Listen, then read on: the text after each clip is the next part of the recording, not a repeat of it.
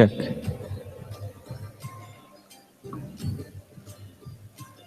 Good evening, ladies and gentlemen. I request you to all please take your seats. We shall begin shortly. I also request you to please turn off all your mobile devices. Turn it off for the duration of this ceremony.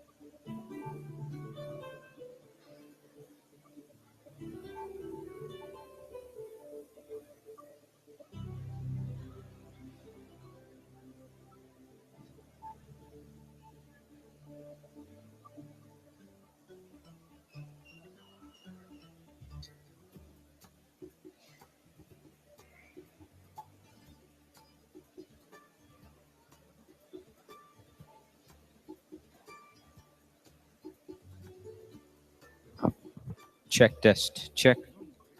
Little more beer. Check, test. But will I be audible? If you can put the bass down a little bit.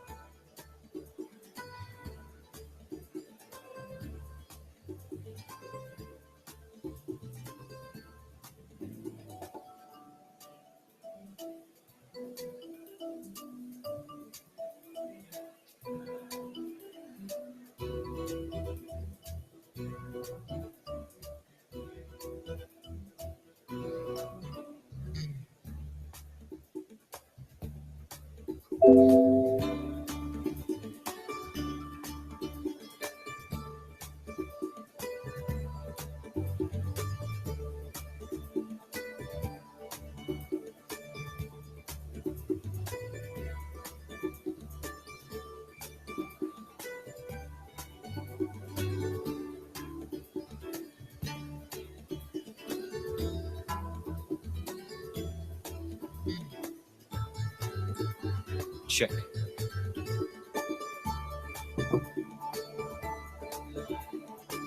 Ladies and gentlemen, we are due to begin at our scheduled time of 5 p.m. We request you to please be seated and turn off all mobile devices. Thank you.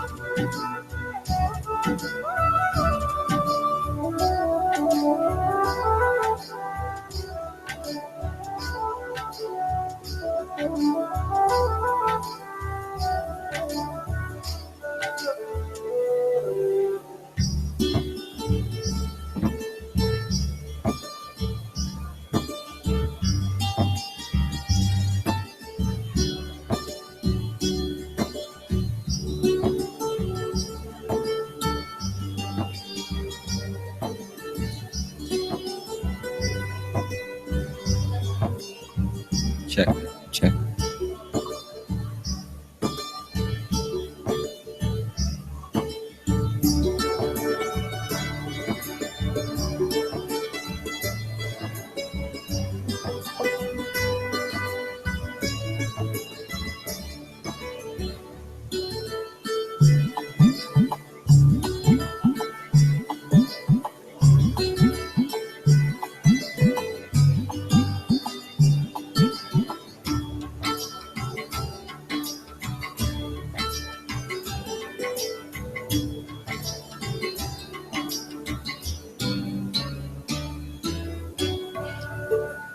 Good evening, ladies and gentlemen.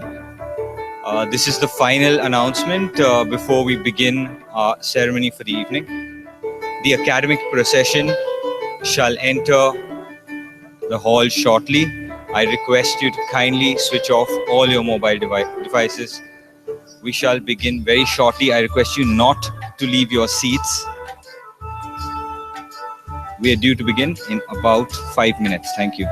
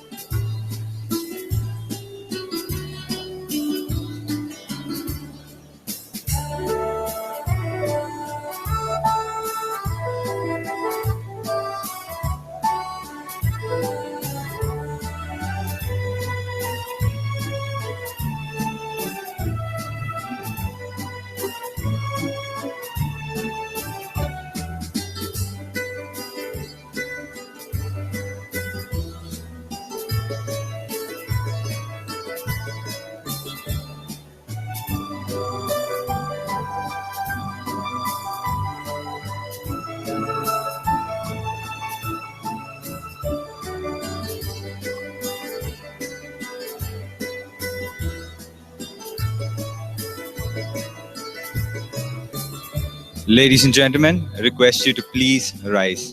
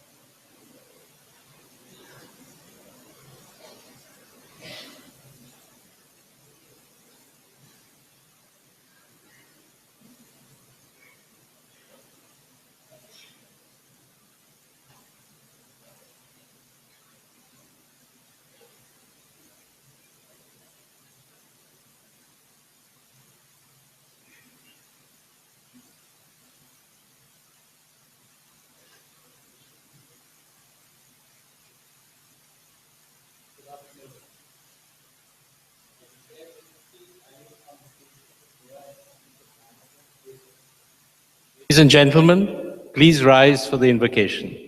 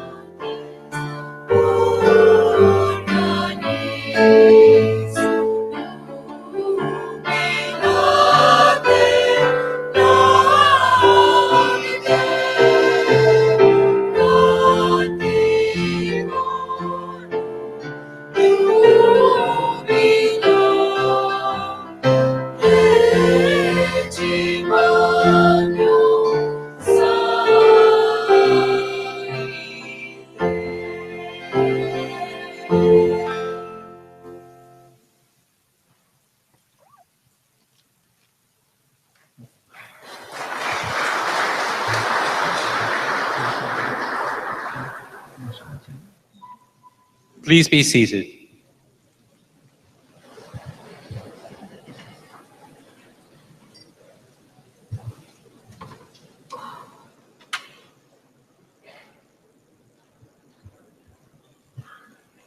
Could I now invite the director to present the annual report?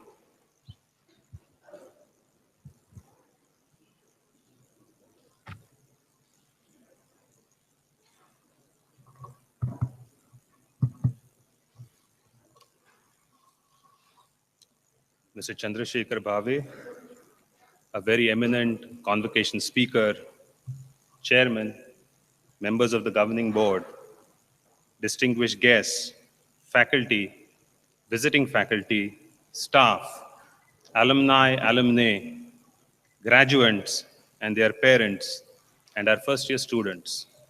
A very good evening to all of you. It gives me great pleasure to welcome you all to this annual convocation ceremony of the Goa Institute of Management. We are honored to have with us today Mr. Chandrasekhar Bhave, the former chairman of the Securities and Exchange Board of India, SEBI. Mr. Bhave is also the chairperson of the Indian Institute of Human Settlements, IIHS.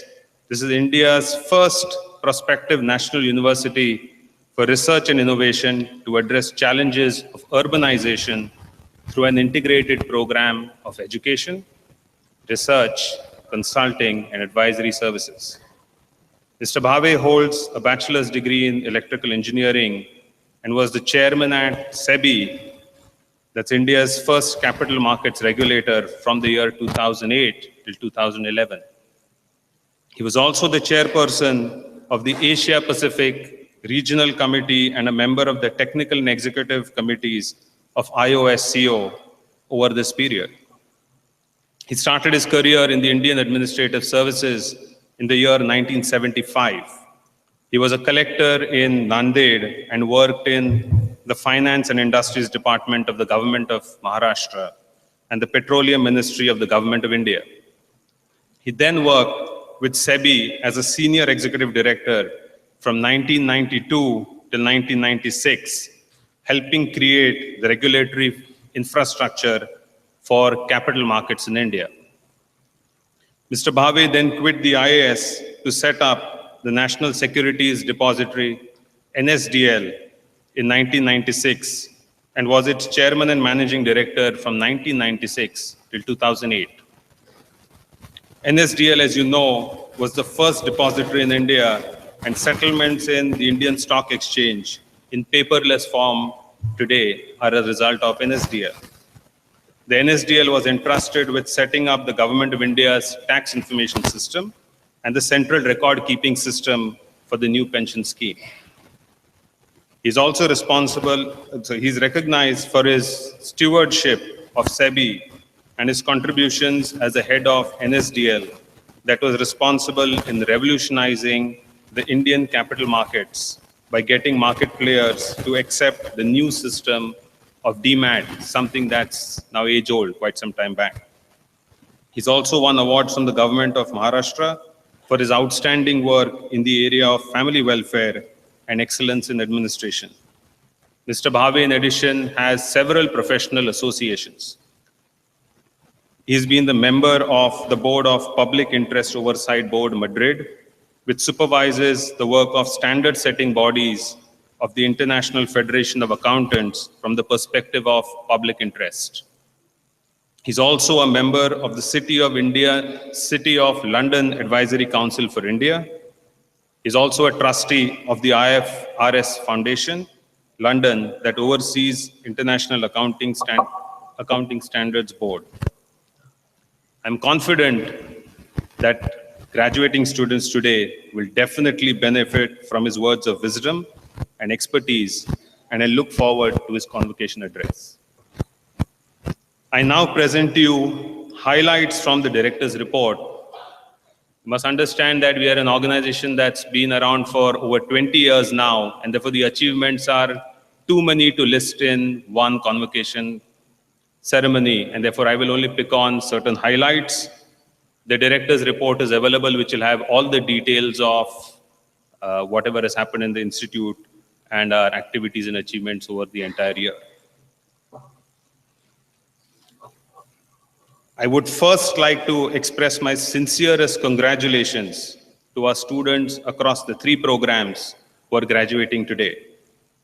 My dear students, today is an important day in your lives as you complete one journey and you set out on another. This is an accomplishment definitely as a result of your hard work, your grit and determination, but supported in a big, big way by the love and perseverance of your doting parents, your families, friends.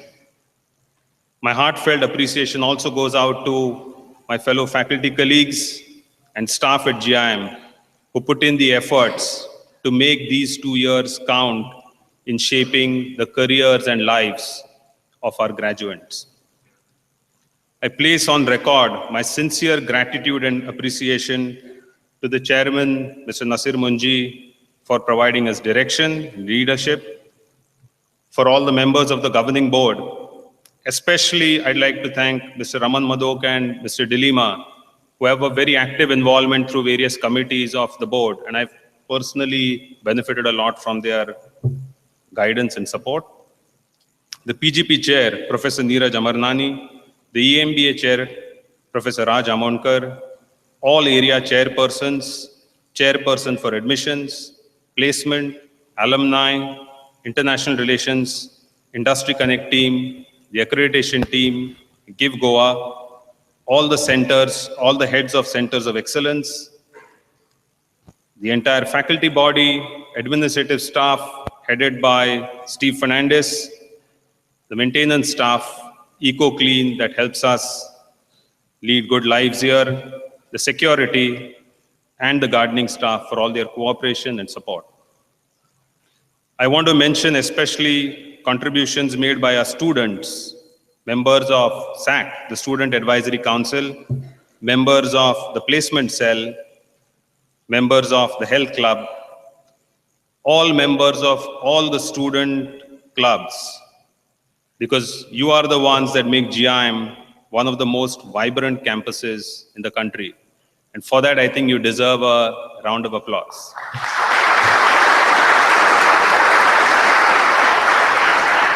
Thank you.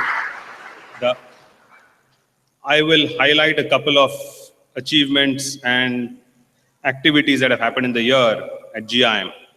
The first one amongst those that I'd like to talk about is faculty research and publications. The Academic Advisory Council, under the leadership of Professor Ashoka Chandra and guidance of the entire board, have taken a conscious decision over a year back to move towards becoming a research-led business school. We have made significant progress in advancing research and publication by our faculty. We have made efforts to evolve an ecosystem in which research becomes a key factor to raise standards of excellence in management education. The Center for Excellence in Research has coordinated many IRS seminars and discussions by faculty. In addition, we've also mandated all our faculty who've joined without PhDs to complete PhDs in a period of 3 years.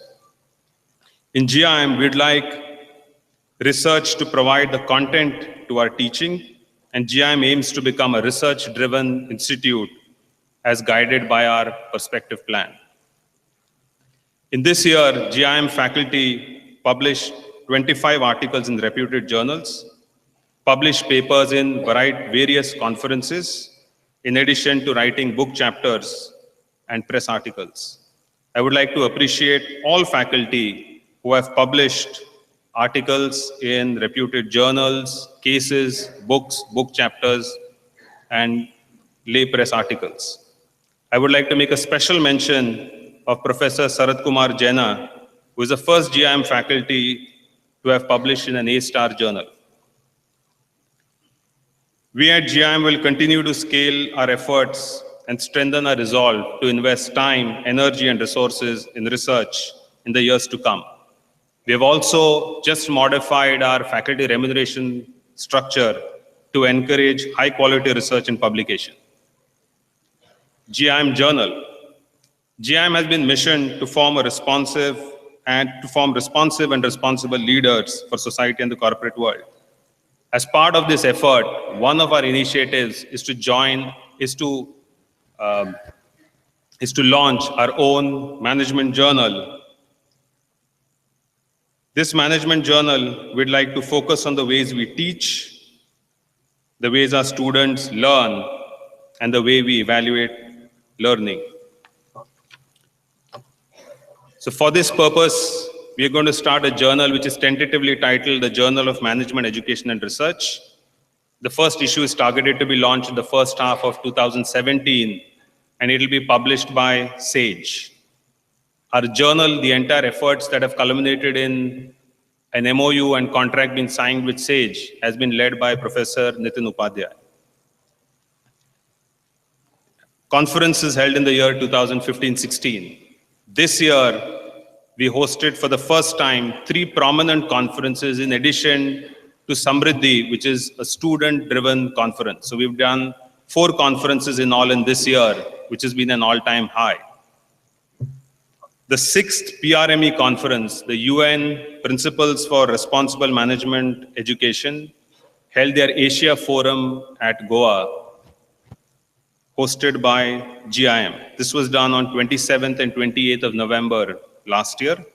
It was preceded by a workshop for faculty, and we had speakers who had come from business schools across Asia. So we had participants really from China, Hong Kong, India, Indonesia, Japan, Malaysia, New Zealand, Philippines, the US, Sri Lanka, and Tanzania. The forum concluded with a decision to set up an emergent PRME chapter in India, and this chapter, they want GIM to host it. And the board, Academic Advisory Council, and the faculty have agreed to take up this challenge. The second conference that we did this year was the ISDSI conference. That's the Indian Subcontinent Region Conference of the prestigious Decision Science Institute. So this was organized on 2nd to 4th of January, and we saw participants coming from India and from the US. A large number of participants participated in this particular conference. So we had academicians from different countries, practitioners from business and industry, and research scholars. Over 40 institutions from the US and India converged at GIM for this conference. And we had business schools we had institutions like the New York Institute of Technology. You had the University of Alabama at Huntsville, the Baruch College, US, Tennessee Tech University, amongst leading US schools, and you had a lot of leading Indian schools also which participated. The third big conference that we co-hosted this year was the GIM conference that we had with the National Institute for Personnel Management, NIPM, the Western Region Conclave. So this was hosted on 19th and 20th of February at Hotel Fidalgo in Panjim. The theme of the conclave was HR leadership and organizational transformation. Unlike traditional HR conferences, this conclave had a mix of various sub-themes, which included things like disruptive business innovation and organizational challenges, talent fluidity and knowledge capacities, service delivery excellence for stakeholder delight, organizational effectiveness in HR analytics, and variety of very topical themes. The conclave was attended by over 200 HR managers from the Western region, that's Goa, Gujarat, and Maharashtra. Ranking and awards. So GIM this year was ranked by Outlook India at the 22nd position, by Business Today at the 25th position, by The Week, the 26th position. Competition Success Review ranked us as the 11th ranked private business school in the country, and Business World ranked us as the 13th ranked private business school in the country. Student accolades. Our students participate in variety of business-related and management-related competitions across the country. In the last academic year, our students bagged over 35 different awards and medals in various competitions. It would take me rest of the day just to list out all of these achievements. So I'll only talk about select achievements or select awards that our students won. Nirnay Nevrekar, Chidvish Ruparel, and Kamal Hauja won the first prize in the event Mark Guru that was organized by IIM Bangalore. Dr. Risha Saxena and Dr. Shivangi Singh won the first prize in the poster presentation competition at TIS, Mumbai. Suhas Shinde, Devendra Prabhudesai, and Karthik Pillai were the winners in Continuum 2016, a national level case study competition. Anuj Agarwal, Gopal Agarwal, and Onkar Parab were winners in Market Yoda, hosted by LBSIM at Delhi, based on stock markets. Navneet Rathi and Vijay Singh Shekhawat were winners in the event Green Trade, hosted by KJSIM SR, Mumbai. And I'll talk about one more only, that's Siddharth Kothari and Sautrik Johardar emerged as winners in a national level B-School competition at NITI Mumbai. You must understand there are 35 winners, and therefore the remaining 29 of them you can read in the director's report. Give Goa. Give Goa is a 6-year-old initiative that we're very proud of. It's an initiative in which we get an opportunity for our students to get socially sensitized and in the same process also give back to community in Goa. This year we experimented in Give Goa with a different format at the PGDM Sakli campus, Sakli program. In the first 5 years of this program, students would spend 1 day every week with NGOs, government organizations, and CSR programs in the field as part of the immersion exercise. This year, we moved to a modular format where they spend 4 modules of between 3 to 5 days each over the year. So in all, we worked with 22 clients.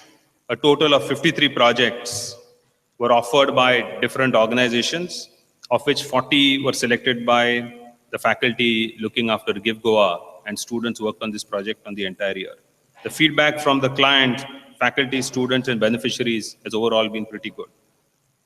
I'm also happy to announce that we've got a variety of requests from corporates for sponsoring some of our Give Goa projects. One of those is already materialized and 2 more are in progress. So I'm happy to announce that the Automobile Corporation of Goa Limited has announced that they will lend a support of 12 lakhs to one of the organizations we worked in the neighboring Honda village. And the next year we are hoping that they would extend the support to 2 more organizations. International networking. We believe that it's important for any aspiring business school who's going to have a global career to have an exposure to international markets and international business schools, and thereby develop a global mindset and perspective. With this idea in mind, GIM has a network of 5 partners: the Católica Lisbon School of Business and Economics in Portugal, Hochschule Ingolstadt in Germany, University of Antwerpen in Belgium, Fujian Catholic University in Taiwan, and Kansas University in the US. Out of 3 of these universities, we have student exchange programs, and this year also our students will be participating, will be spending 1 term at our partner institutions. The other 2 institutions had sent a group of students here to work along with our students on projects, and those have gone on satisfactorily, and we hope that they'll continue in the coming year. Placements.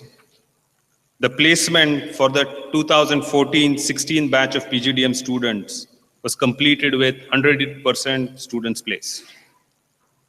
The highest placement package,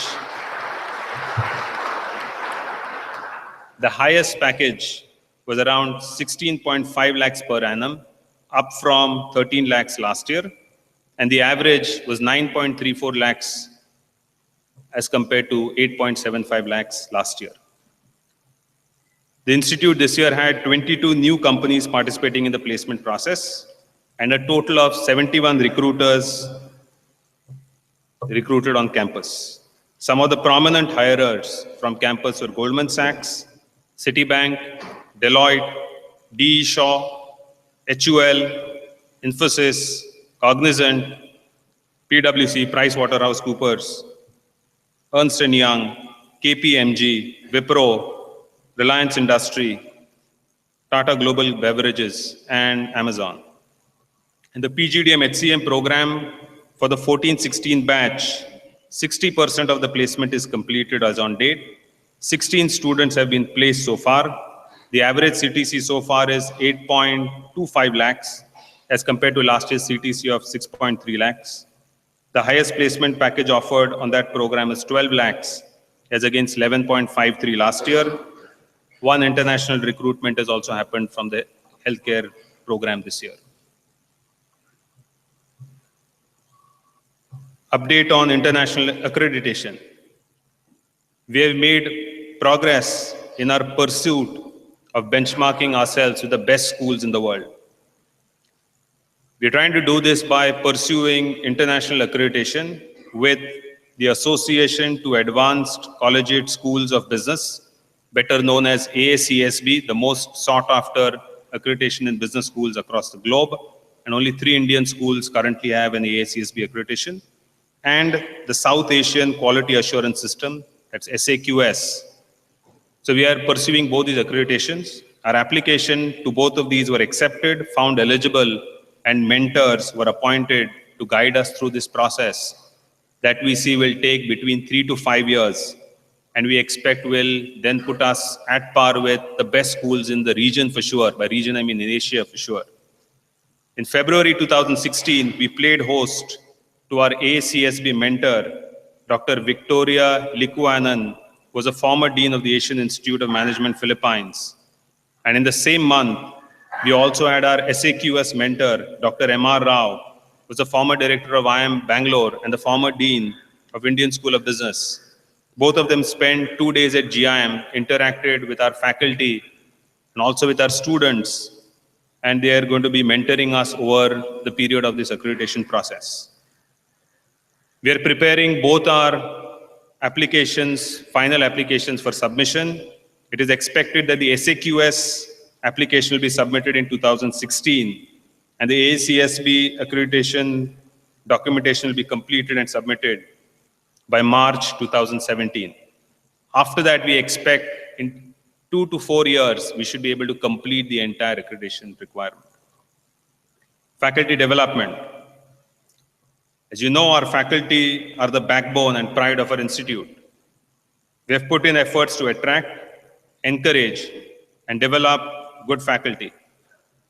As part of our faculty development initiatives, we undertook a variety of faculty development activities. I'll run through some of these. One was we organized 3 different faculty development programs on campus where all the faculty were invited to attend. We also sponsored faculty to attend variety of faculty development programs. So Professor Pravat Suryakar attended the specialized faculty development program module for management teachers conducted by IIM Ahmedabad in September 2015.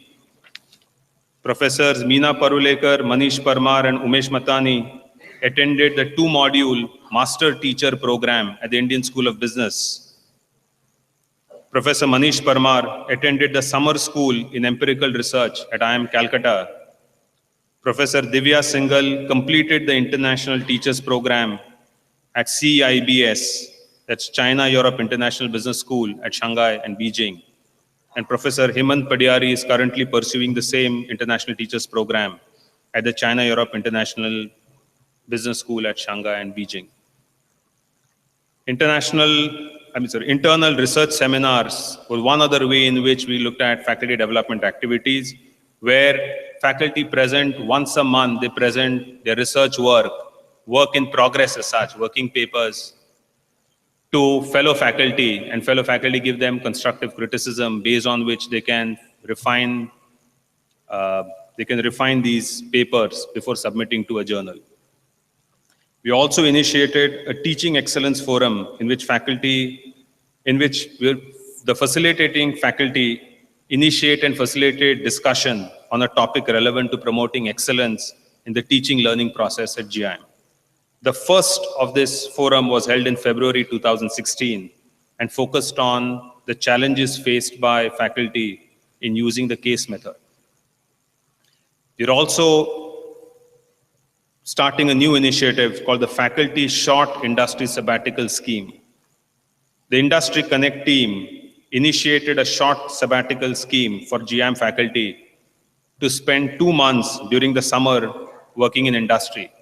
Like all of you graduates here spend 2 months after your summers, after your first year in doing a summer internship, your faculty will be engaging with industry during that period of time, in which industry will benefit and faculty will also be able to use those inputs from there for their research, for their teaching, and maybe also in terms of curriculum design and GIM academic strategy. This year, 6 of our faculty members are likely to be participating in this program. Management development programs. The MDP effort led by Professor Ram as this year seen a lot of initiative and activity taken. Details of the MDP, we've done a lot of MDPs this year. By the end of this year, we expect to have a 5-fold increase in revenues from MDPs and the number of programs conducted as compared to the previous year. And we see that MDPs will be a major way in which we'll be able to engage with industry. That's what our mandate is. I'll also give a brief update on our centers of excellence. The center, so I already spoke about research. The Center for Creativity, Innovation and Design Thinking has had multiple activities conducted this year. They conducted variety of workshops, variety of student engagement programs. So workshops like they had a dance workshop, a theater workshop, a design thinking and opportunity, mapping workshop, short filmmaking programs, a photography exhibition, a photography competition, art and caricature workshop. They did a lot of work this year, like they've been doing ever since this center was established. The Center for Entrepreneurship Development provides students with opportunities to learn about entrepreneurship and the entrepreneurial process. They develop entrepreneurial attitudes and capabilities and train our students in entrepreneurship. One of the initiatives as part of this was Professor Prabhakant Sinha of ZS Associates, one of the founder members of ZS Associates, spent some time on campus interacting with faculty, interacting with the center, and interacting with our homegrown entrepreneurs who were invited. So our alumni were entrepreneurs. Some of them came and they interacted with them.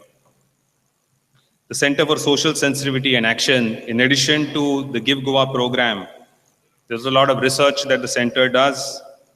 This year, 5 newspaper articles were published to promote the PRME effort. 1 book chapter was published and 1 more book chapter is in progress. 1 edited book on teaching responsible management education is expected to be published in a couple of months, by July 2016. I also mentioned earlier that under the aegis of CSSA, we will be hosting the PRME India chapter. The PRME has also invited Professor Anjani Swami to be a member of the recently constituted PRME Worldwide Advisory Committee. She will be the representative from India and South Asia on this committee. In terms of faculty, this year, we've had 14 new faculty who've joined and 7 faculty who've left GIM. The faculty who joined in this year are Professor Ram, Professor Ramachandran, Professor Lakshmi Ladda, our academic dean, Professor Parthasarthi Banerjee, Professor Krishna Ladda, Professor Ratish Bhatt, Professor Ranjit Deuri, Professor Nafisa Vaz, Professor Sean Coutinho, Kapil Khandeparkar, Venkatesh Naga, Anamika, I won't keep repeating professor, they're all professors. So Anamika Sinha, so no disrespectment. Vartika Datta, Rohit Mutkekar, and Sarat Kumar Jena. So these are the 14 faculty who've joined us. In the year, the following faculty moved on to do something else. That's Professor Debabrata Sen, Professor Raghuveer Vernekar, Radhika Gupta, Ajit Kumar, Ayesha Gonsalves, Joe Arun, and Prabir Bandopadhyay. The next item is students, clubs, and activities. This comprised 50% of my report. So I obviously cannot go through 30 pages of the report. What I will do is, I will touch upon some of the initiatives. Every club does a lot of very good initiatives, so my apologies to the individual clubs if I have not listed some of the initiatives that you have undertaken. The Scopes Club, that's Supply Chain and Operations Management, conducted variety of activities, including the workshop and the beer game, not related to beer. Right? Yeah, it's a national level simulation game, which is based on supply chain management concepts. This is a national level event that they've been organizing. They organized one in 2015 and in 2016. The Emotional Intellectual Society, EIS, They started the Toastmaster Club, and now that's become an independent club. And EIS also organize every year the Prash Intercollegiate State Level Debate Competition, which saw a lot of participation this year and went off really well. Sophia is Society of Finance. They also conducted a long list of events. I'll only talk of one, that's Nivesh. Nivesh is a national level event which is organized in 2 parts.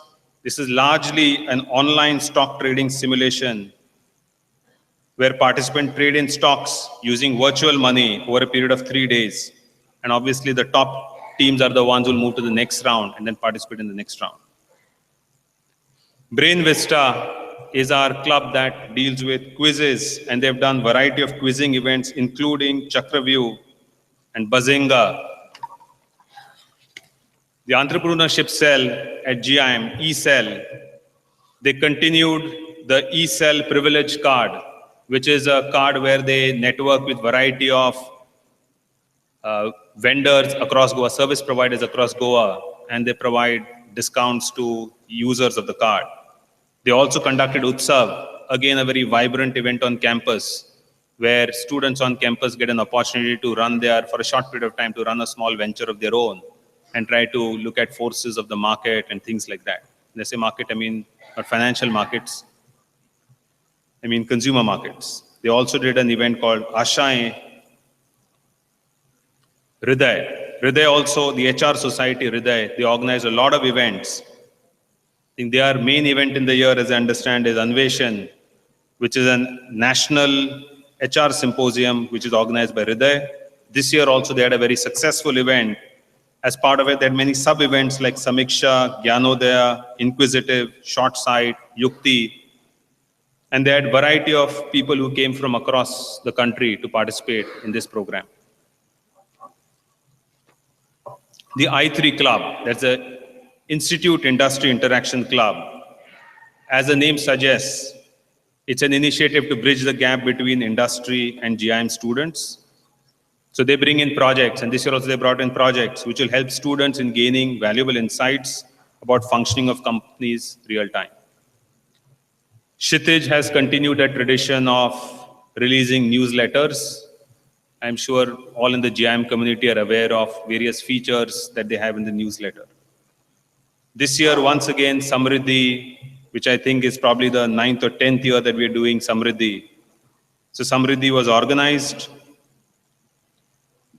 The theme of Samriddhi this year was Unbroken.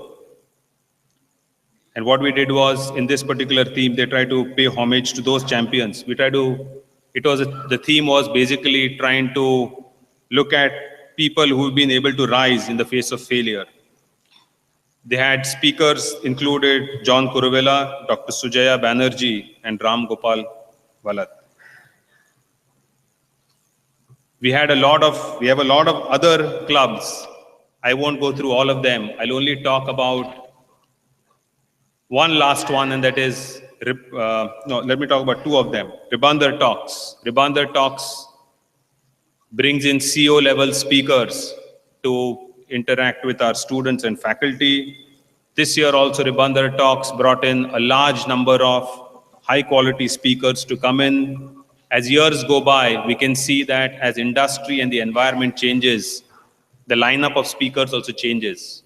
So we don't only have people coming from traditional large industry, but we have people coming from what are the buzzwords today, that's from startups. So we had a lot of people coming from innovative and startup companies. Some of the people that spoke on campus here were alumni like Sachin Kapoor from Google and Rishabh Nair from Lolintus.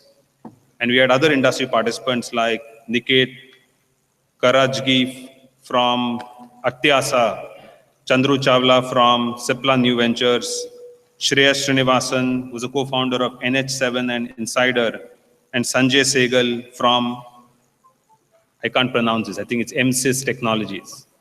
So these are names probably all our graduates are aware of, and most parents have never heard of, right? But that's going to be the future. The last club's activity I'll talk about is Mecca. Mecca once again organized WizBiz, their signature event, which was on the 20th of February, and this was the 16th edition. No, is that the 16th? Yeah, the 16th edition of WizBiz. WizBiz again saw the best quizzers, best business quizzers across.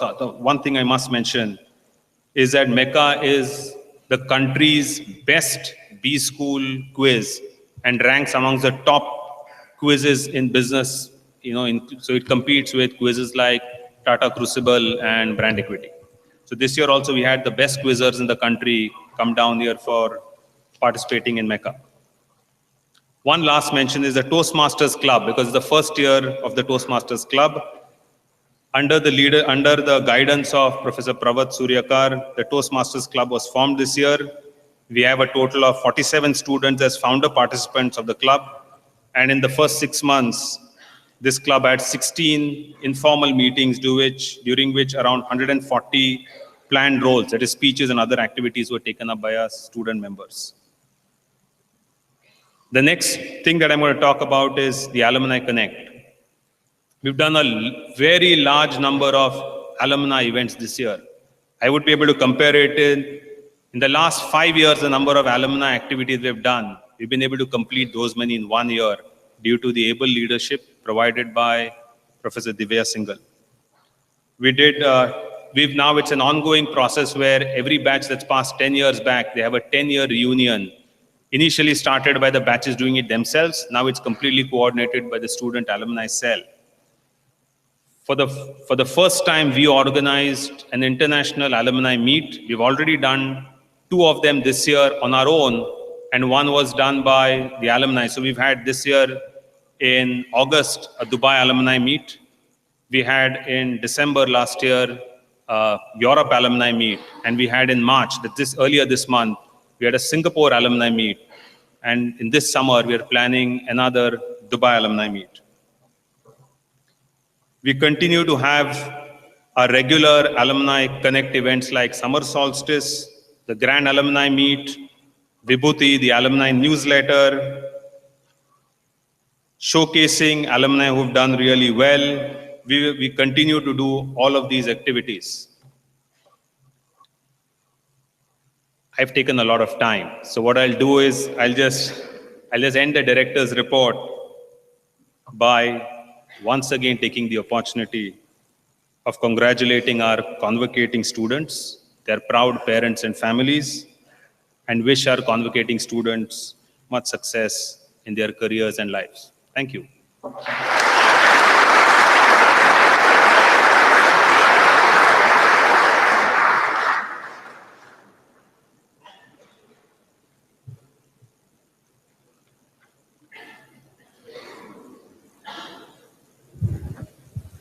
Thank you very much for that very comprehensive report. But going through the booklet, I see there's much, much more. And you'll get many more details in that. Thank you very much, Ajit. It's my turn now, I think, is it? Now the chairman will give a presidential address.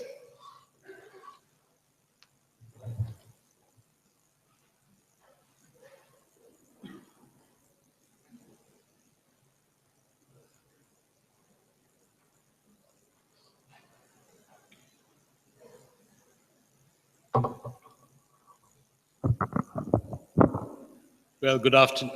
This is working. Good afternoon.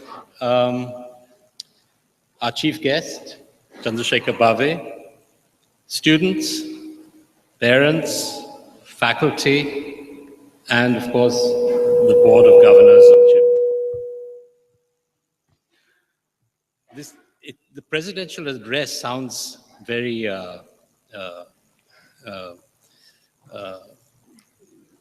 important but this is the first address that I have the privilege to deliver to you on the occasion of our 16th annual convocation.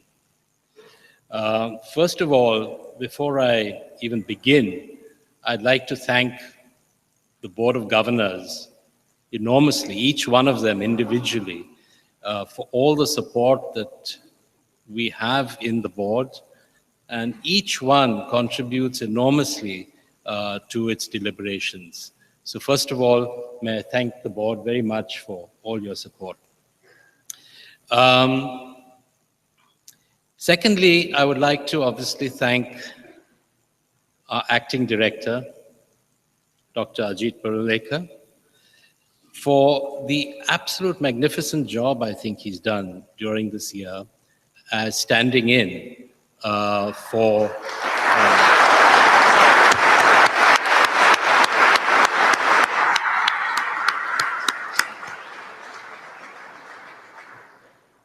I think it's been a joy to work with him. It's always been professional, it's always been to the point, and I think we see those results. So thank you very much, Ajit, for all you've done. Much has changed and is changing at GIM. We have appointed a new director who will be joining us on April the 4th. We have a new academic dean, Dr. Parthasarathy Banerjee, who's right here.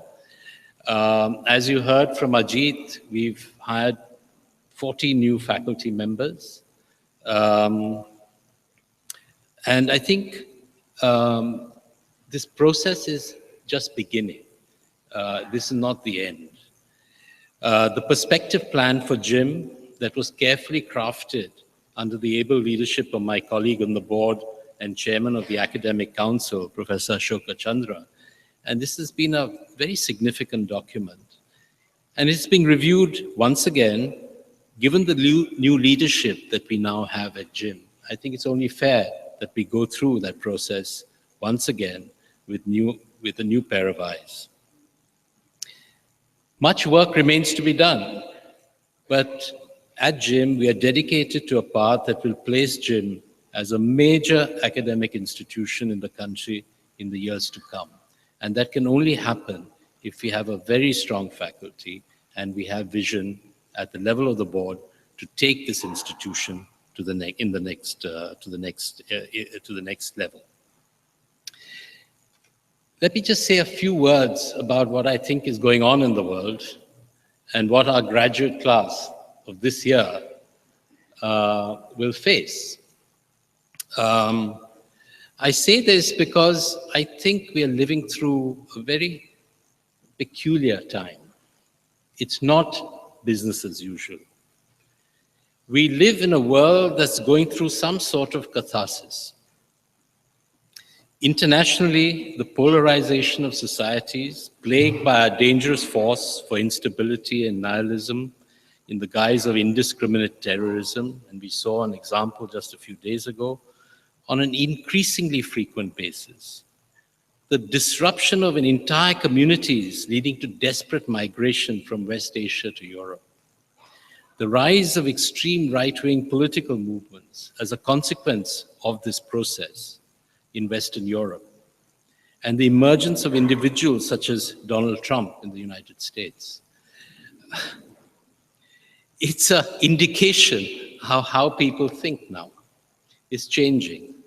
In an increasingly globalized world, we are witnessing the emergence of some form of tribalism and nationalism on a scale that we have not seen since pre-World War II. So it's a very different world than we were facing just 3 years ago. India is not immune from these trends. We ourselves have gone through a major transformation and we are going through that process. I have no idea what the outcome will be. We are in a position where on the one side you have the old industrial economy that's stagnating. And I sit on 10 boards of these companies and I see that we do not have the sort of vibrancy and growth that we would like in the industrial economy. But we have huge amount of energy in the space of startups, new ideas, new areas of endeavor. And India is in the forefront of them. And some of the companies that I sit on the board of are creating huge research units here in India for their global operations, for their global product development. So you can see that they're buying into India's creativity and the creativity of our young people right here in India. And we're seeing a huge amount of that happening. So these are opportunities. Personally, I see a major structural and systemic shift taking place in the world today.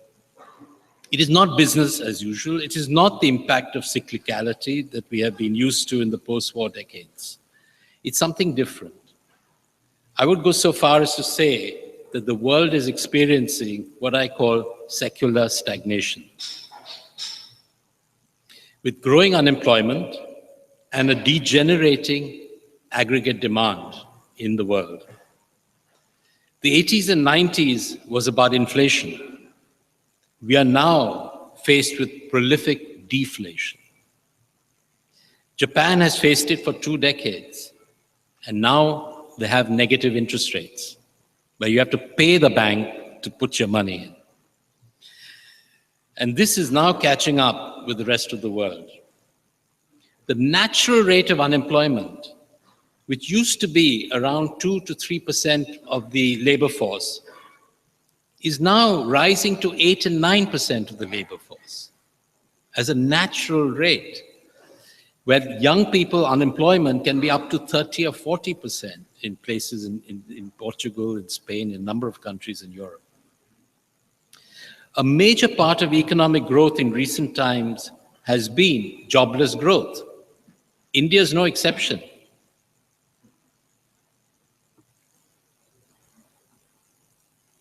A major part of economic growth now is also part of being supported by quantitative easing, which has led to a level at which we are running out of tools for change.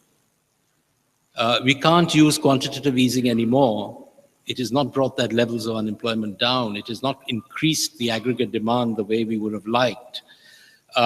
So what are the tools of macroeconomic management as we go forward? I think the world is grappling with that. It's not an easy one. So the challenges we are facing are enormous. However, they also offer enormous opportunities. Let me say to the graduating class of today that the future lies not in the traditional economy, but in entrepreneurial creativity in realms of ideas. Anything is possible, and technology has ensured that both access and reach is almost costless. Creativity pays enormous dividends. Think different. Think out of the box. What I was taught by my professor, Milton Friedman, in Chicago some 40 years ago, and this is one lesson I always remember from my courses in price theory, was that problems do not present themselves to you in a manner in which the solution drops out.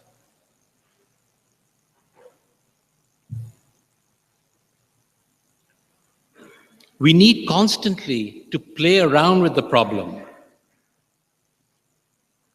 view it from different angles, restate the problem in different terms, and you suddenly find that a solution does emerge. We're not like sumo wrestlers, you hit the problem on the head and you think that you're going to get a solution. It's actually rethinking the problem.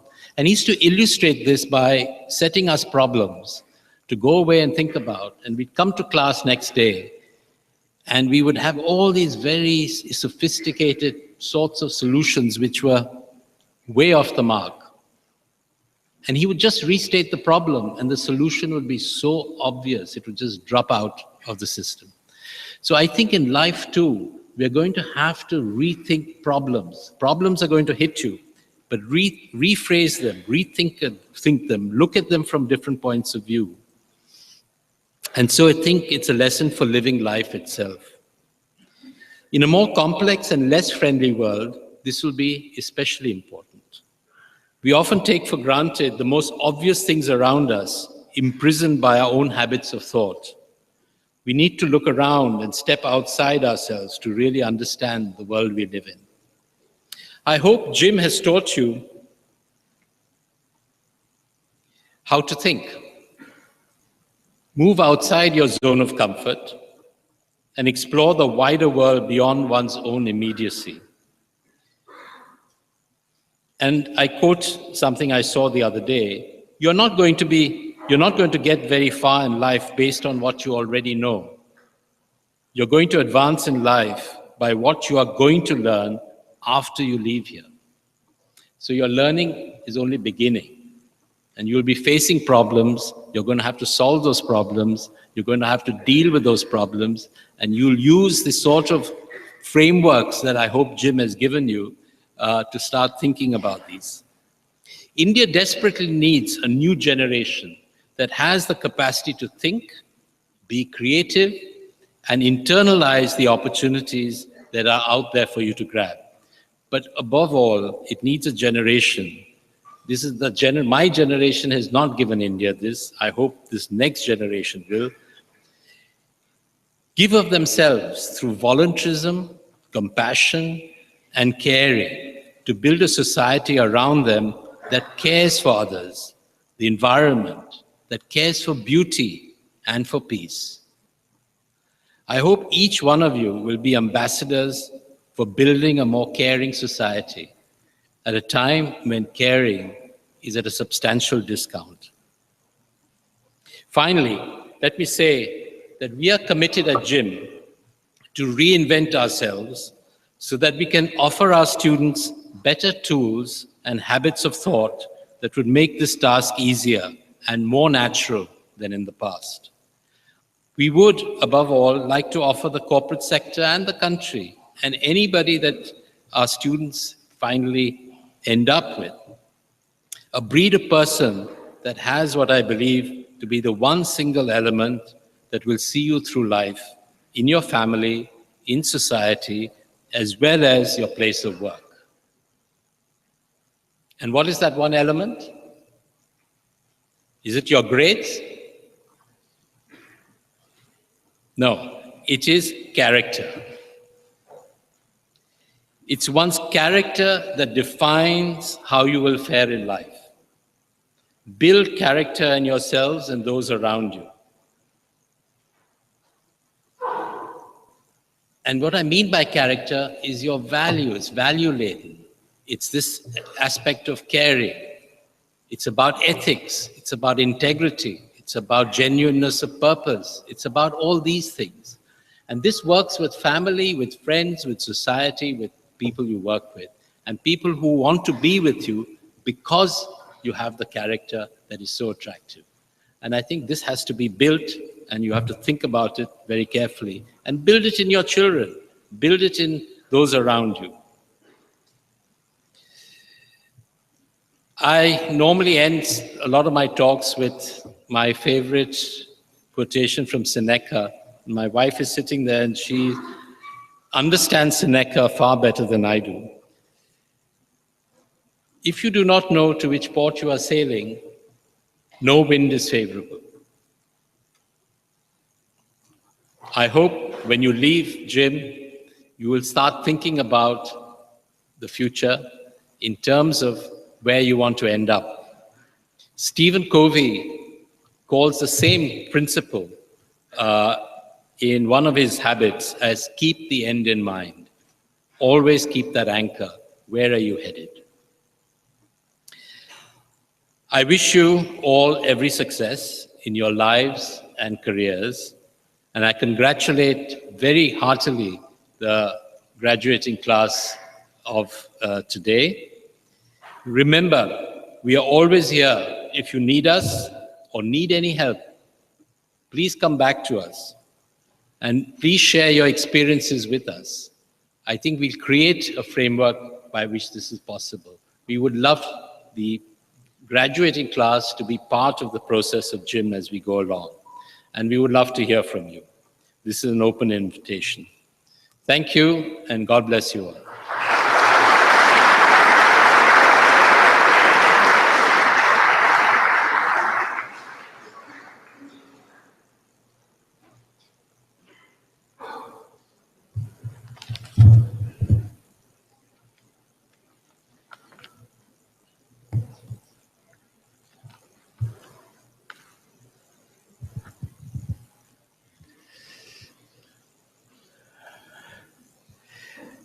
Thank you. And now I will ask Professor Banerjee, who's now the new academic dean, to present the graduating students for award of diplomas and administer the pledge.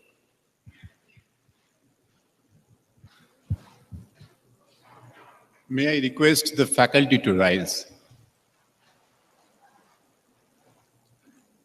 On the recommendation of the Academic Council and the faculty, the Board of Governors of Goa Institute of Management is pleased to confer the 2-year postgraduate diploma in healthcare management on 28 students, the 2-year postgraduate diploma in management on 231 students, the 3-year postgraduate diploma in management on 32 students.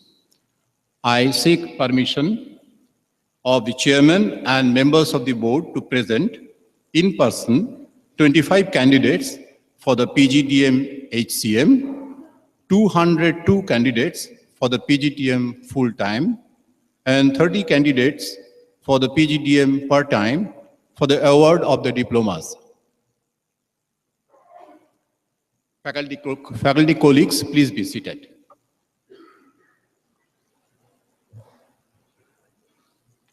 I now present postgraduate diploma in healthcare management 2014-16, the postgraduate diploma in management batch of 2014-16, and the postgraduate diploma in management part-time batch of 2013-16 for the award of diploma. As I call out your name, you will come to the stage and receive your diploma from the chairman and return to your seat and remain seated. I request you all not to applaud for each student, but after all have received, we can together generously applaud all. Anne Obarajita.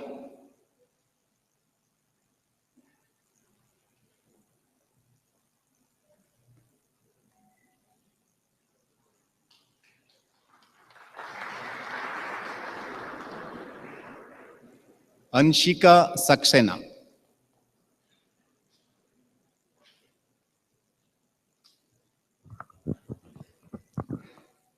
Anubhuti Jha.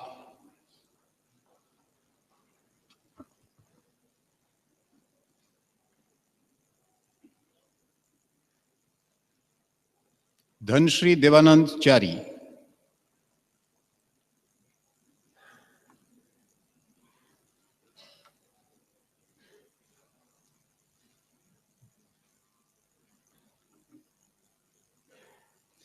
Dias Elden Perry.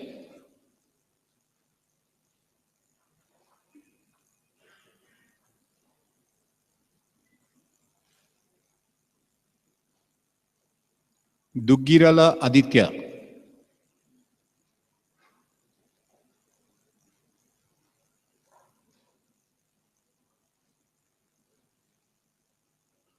Isha Chawla.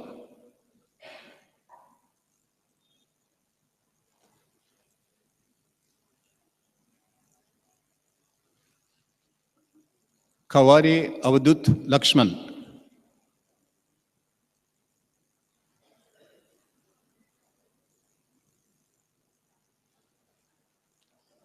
Kingshuk Srivastava.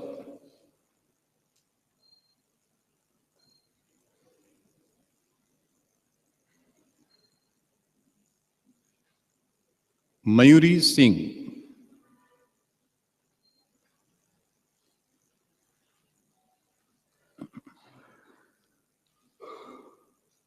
Nidhi Kalra.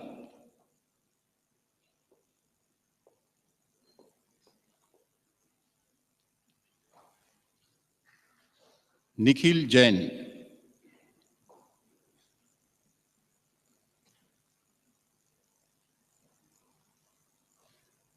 Nitin Agarwal.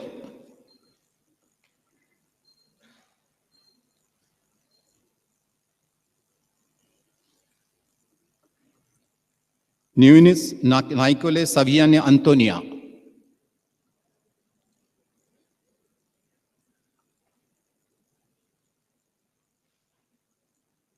Rashika Nandwani.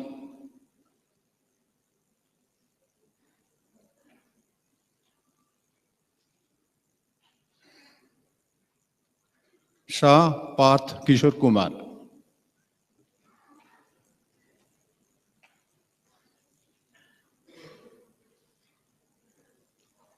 Shah Tanay Paresh भाई,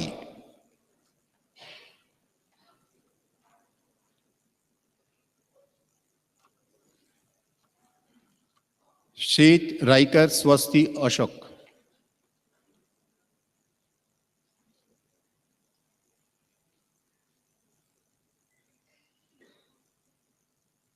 सिनाई उसगांवकर आर्या उगम,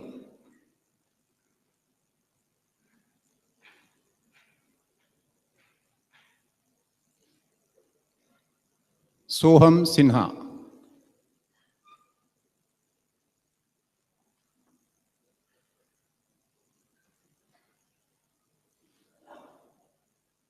सुखमणि कौर तणैया,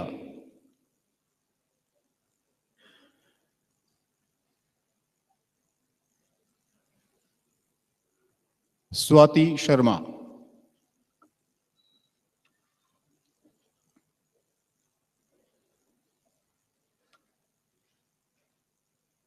त्रिवेदी मनन Pankaj Kumar,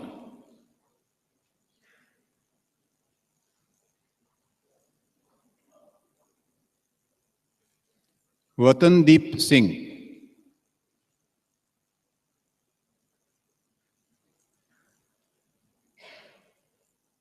now from PGDM batch, Akanksha Tanwar,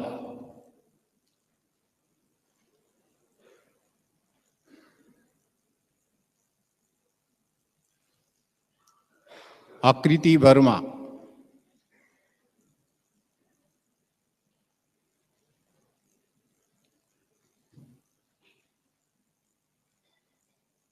Abbas Sabbir Hussain Binderwala,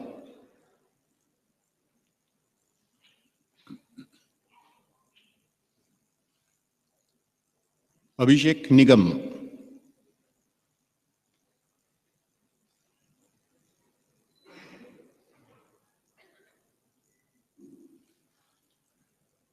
Abhishek Ramesh Naik,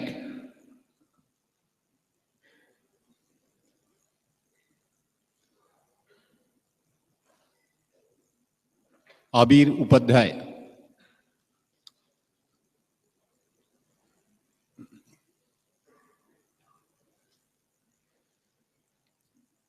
Adin Ravindran,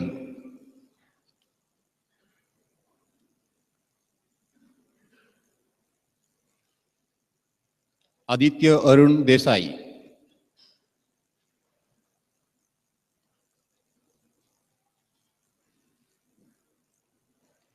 Aditya Ramesh Rajurkar,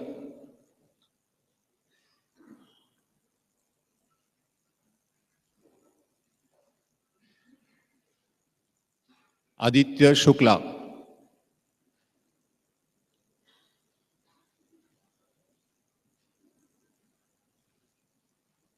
Adrija Basu,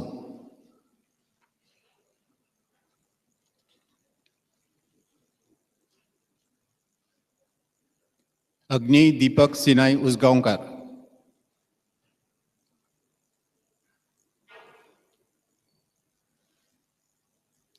Akarsha Shyam Kadam,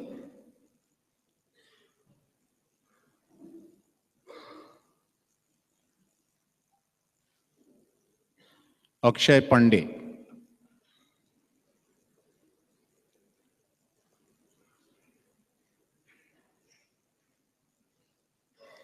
Algernon Joachim Dimelo,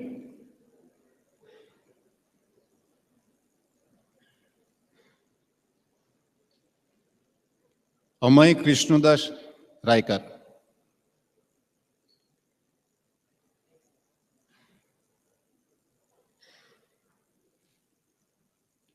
Anindita Banerjee,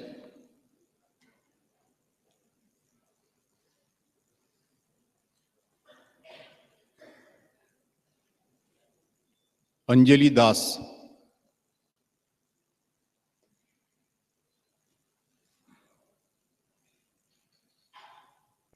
Ankit Chambial,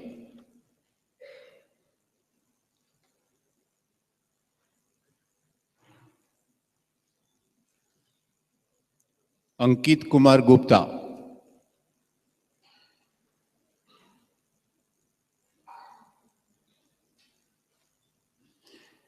Anku Garg,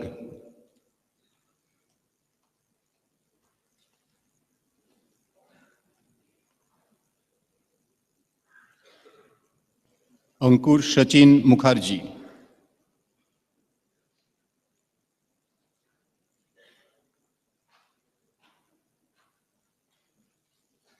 Annika सावियोला गशियास,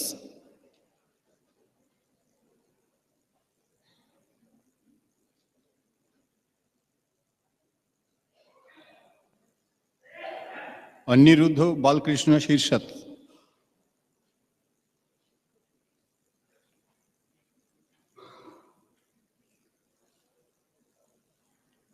Anshima Agarwal,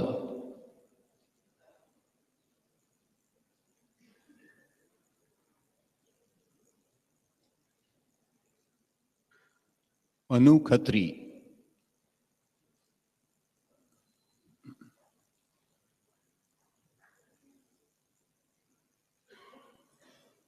अनुभव अग्रवाल,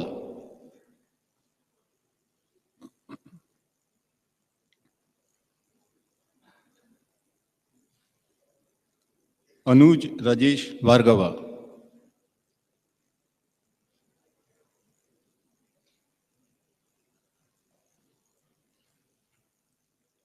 अनुराग टिब्रेवाला,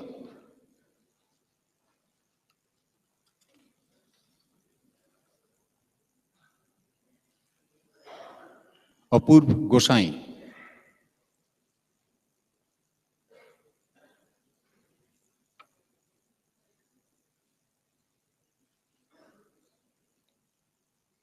आशीष बंसाल,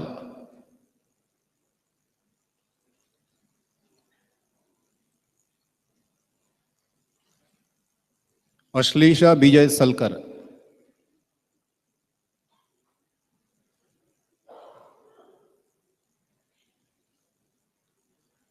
आसियल संतियागो लोबो,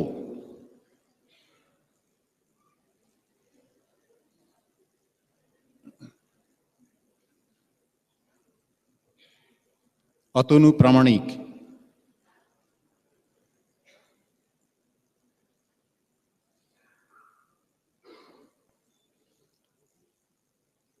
अविनाश महेश चंद्रमान,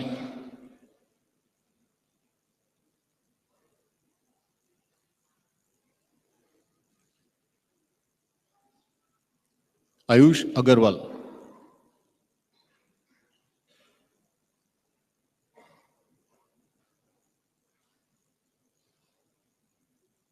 भाट Siddharth Madhusudan,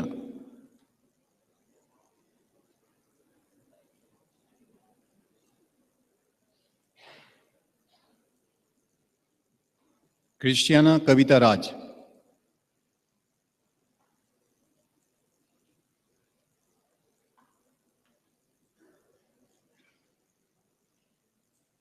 Clyde John Fernandes,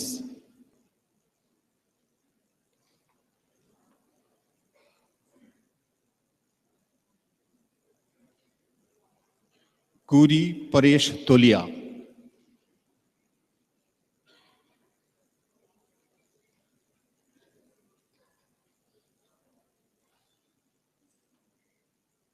देवंजना Roy,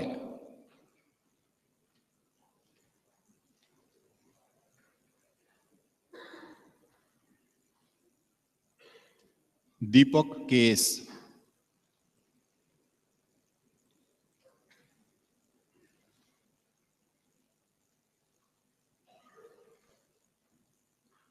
Devendra Shashikant Prabhudesai,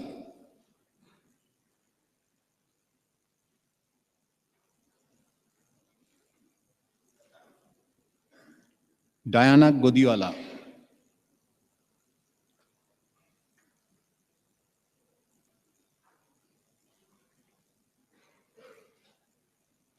Divyajyoti विश्वास,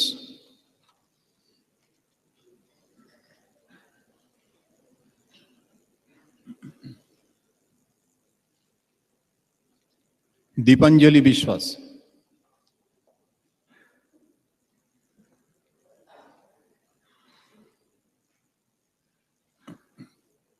दिशा छाया दिवेचा,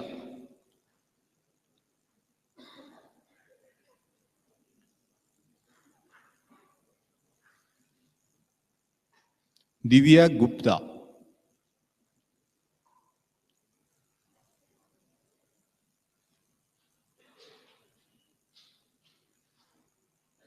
Eden Faye Jacques,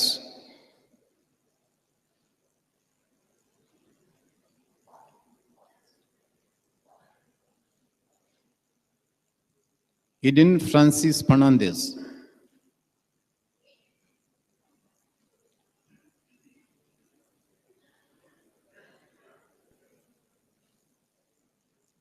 Eric Jerome Pereira,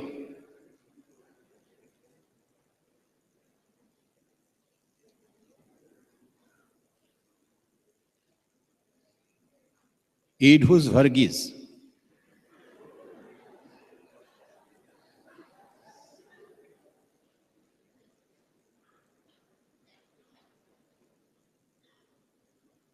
Furkan Karbelkar,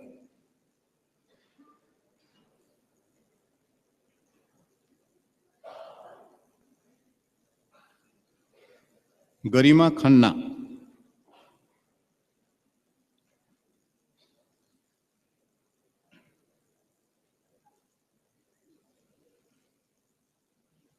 Gaurav Nulakha,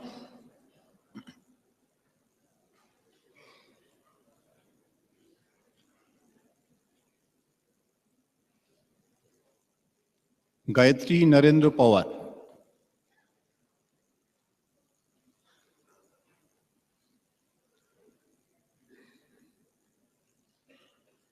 Ghanishtha Agarwal,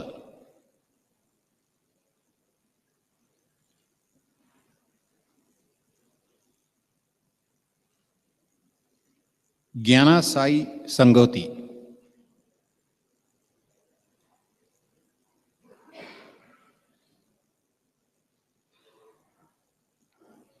Goda Pranab Murthy,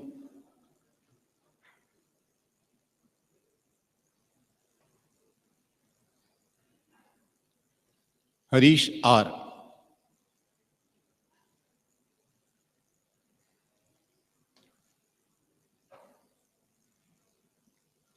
Harjas Singh Bakshi,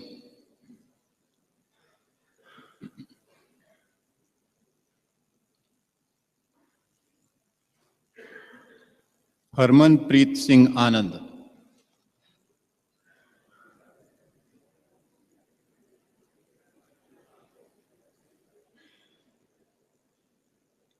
Harsh Paliwal,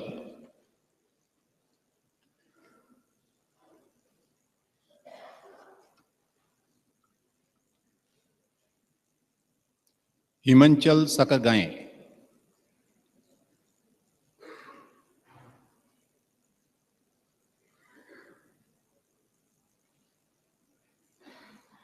Hitendra Mehra,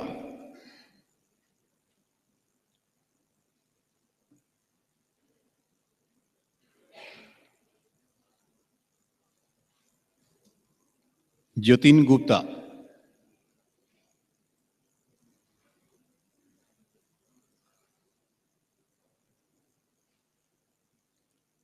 Jayant Arkot,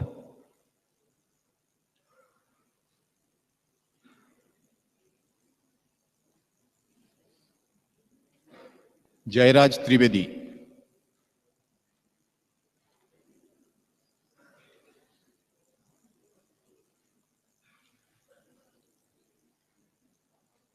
Jidvish Arvind Ruparel,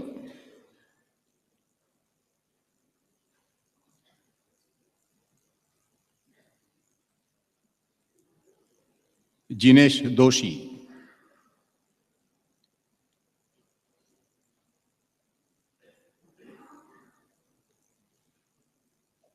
Jinesh Mohan Nair,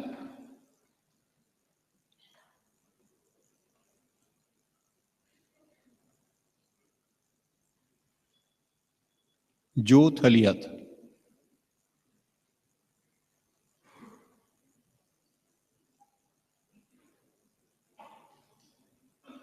Joseph Augustine,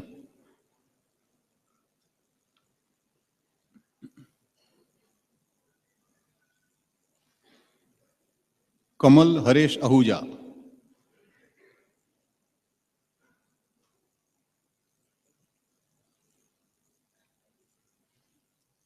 Karan Gupta,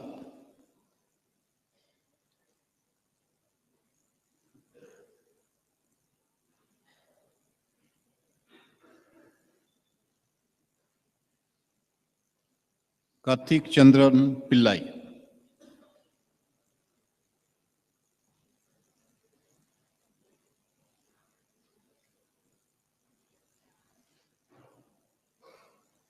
Kaushal Kumar Sahu,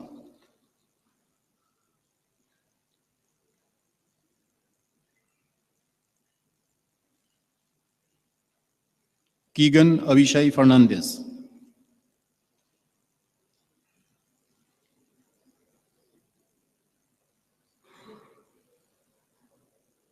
Khayal Hitendra Dave,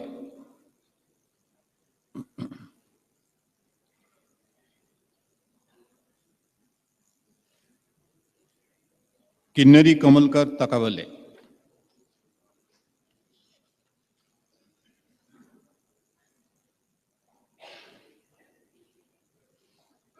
Kulangara Abraham Bharugis,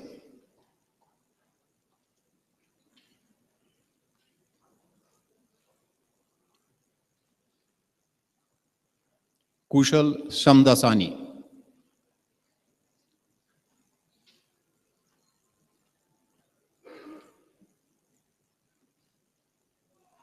Malavika Gupta,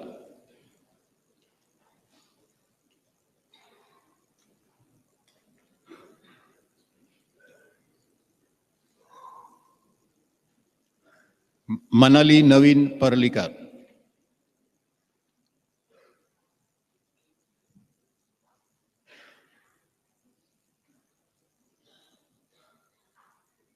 Mark Anthony Gonsalves,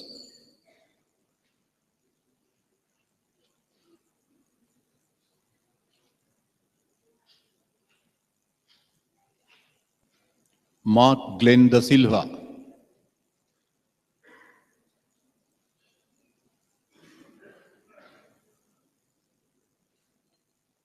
Mohit Gupta,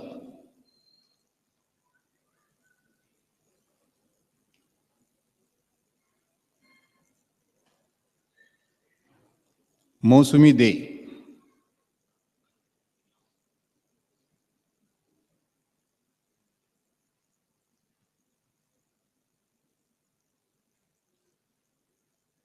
Neha,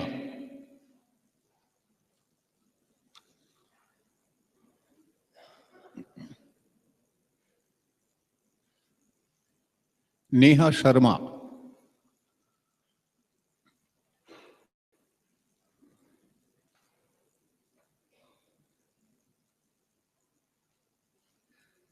Nidhi Kalani,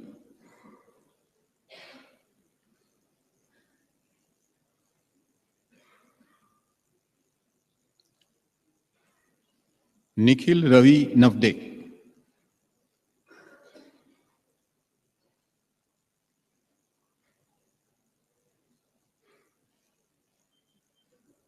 Nikita Gupta,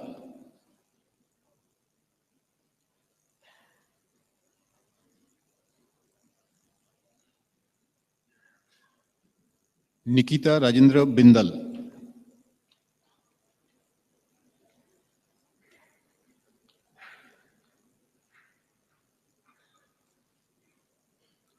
Nirnay Nitin Nevrekar,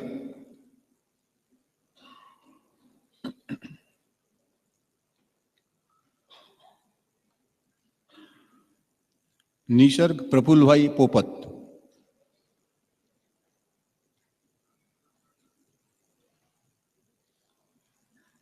Nitish Pandey,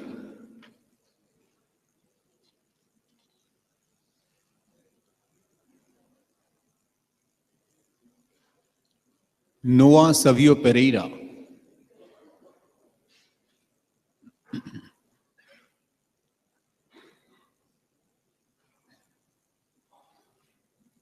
Omkar Anil Desai,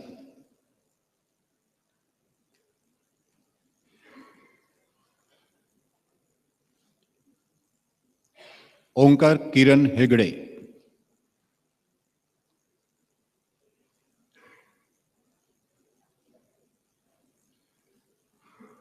Pallavi अभय जरापकार,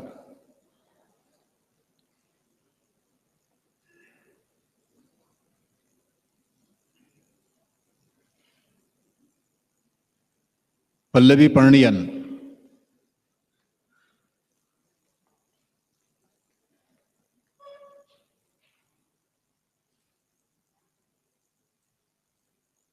परशुरामपुरम हृदय,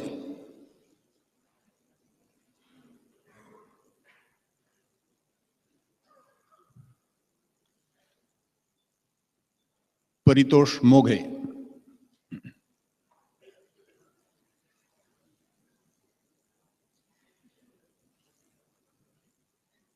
पीयूष,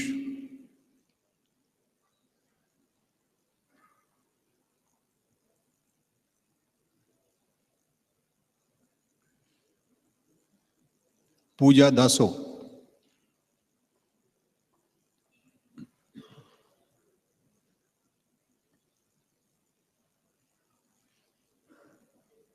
पूजा मोता,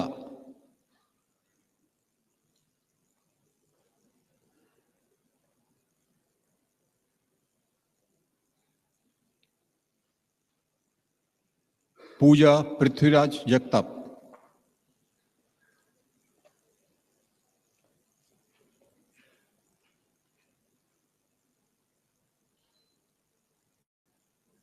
पूजा राणा,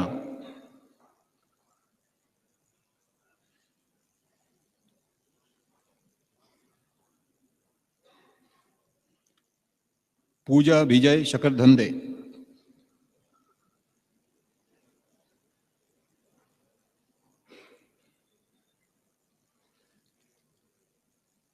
प्राची मेहरोत्रा,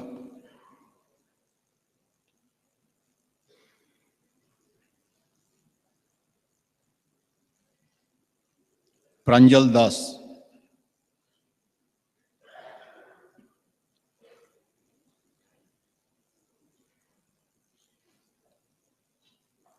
प्रथमेश शिरीष पाटिल,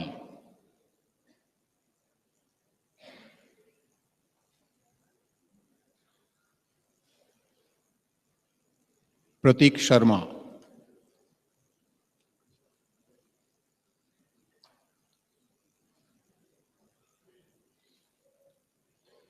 प्रतीक उल्लास ठोकले,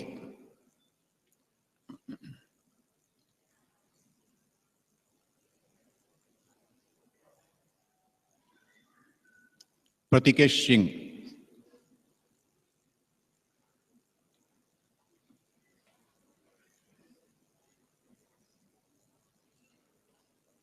प्रतीति लग्ना मोहंती,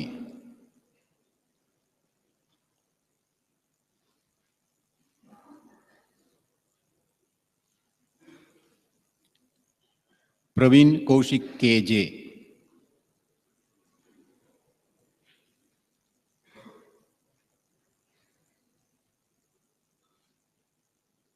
प्रवीण प्रसाद भुंगारला,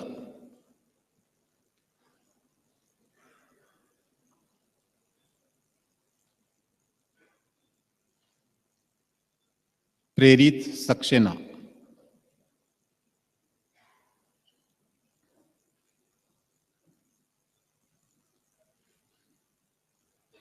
प्रीति कुमारी,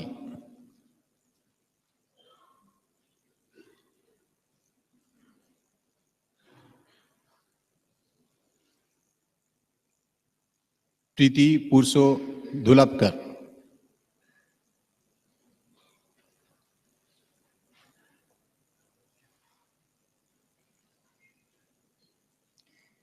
पुष्कराज अरविंद कुलकर्णी,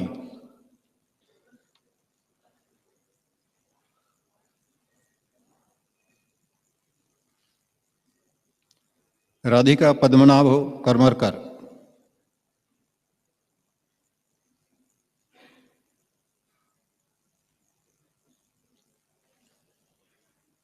राहुल दीक्षित,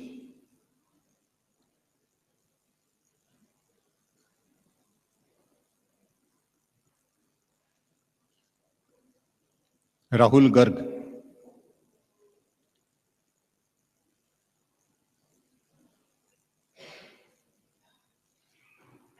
राहुल शर्मा,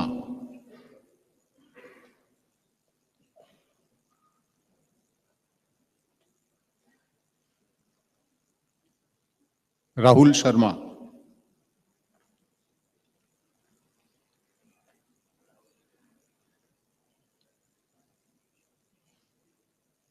राजीव कुमार,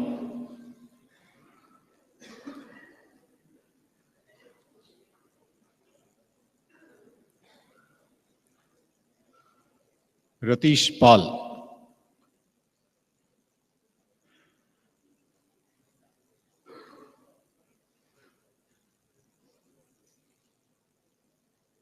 रिया चौधरी,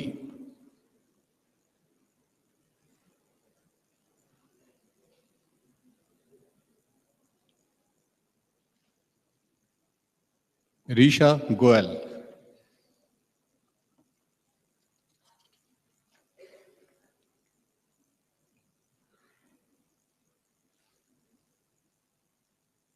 रितिका चतुर्वेदी,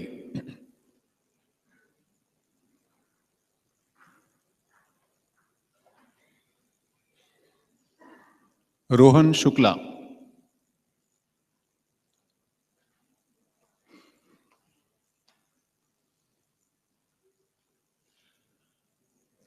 रोहित रमेश शेनॉय,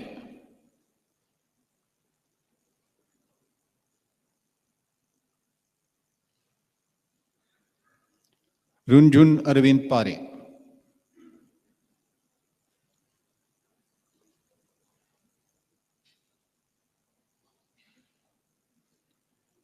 सईश राजेंद्र सिन्हाई काकोदकर,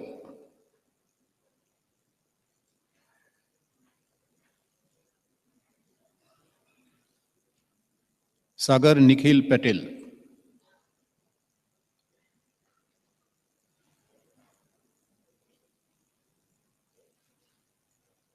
सलील पंत,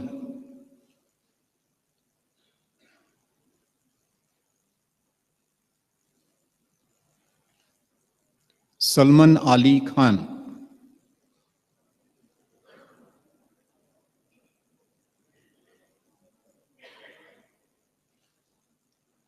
सलोनी वासन,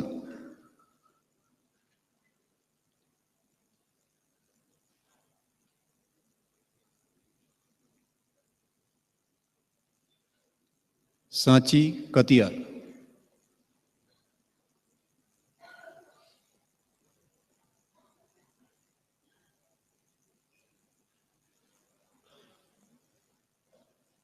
संदीप खंडेकर,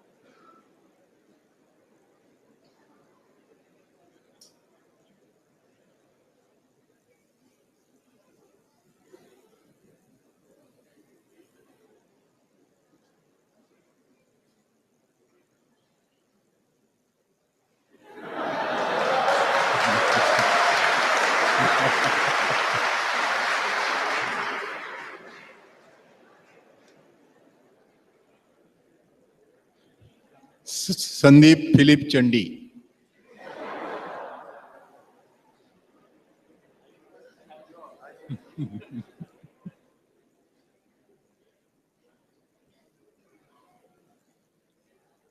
सन्निधि राजेश व्यास,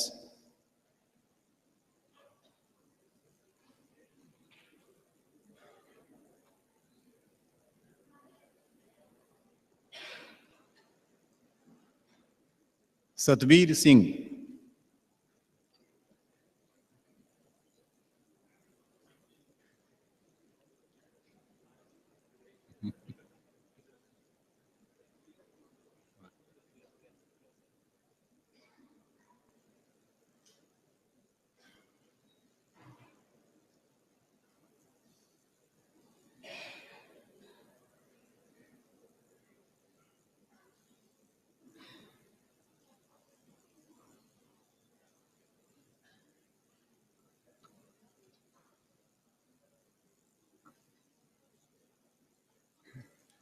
Satvik Gulati.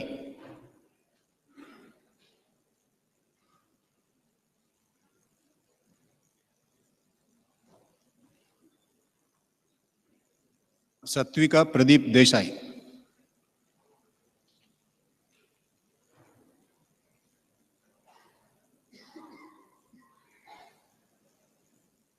Saurabh Kumar.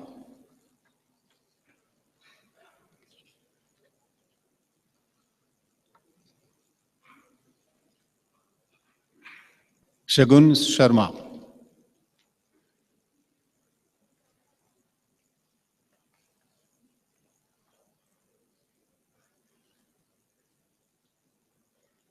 Shashank Srivastava.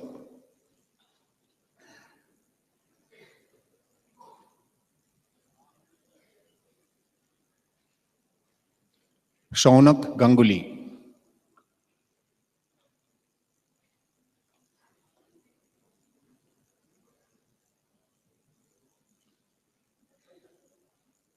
Sheena Satendra Desai.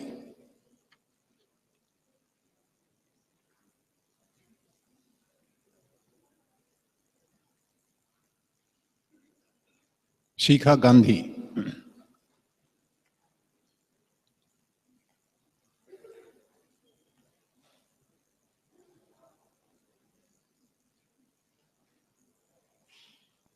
Shivam Agarwal.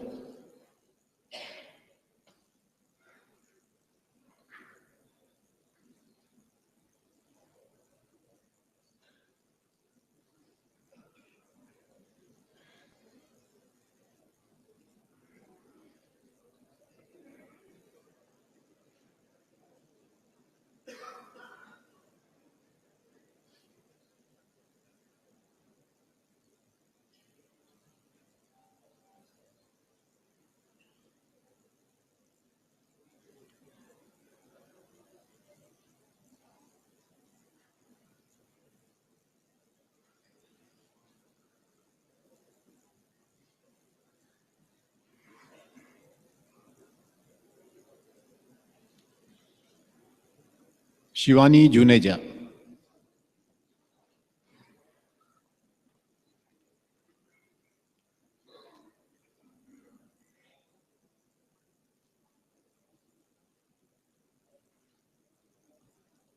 Shronit Deepak Naralkar.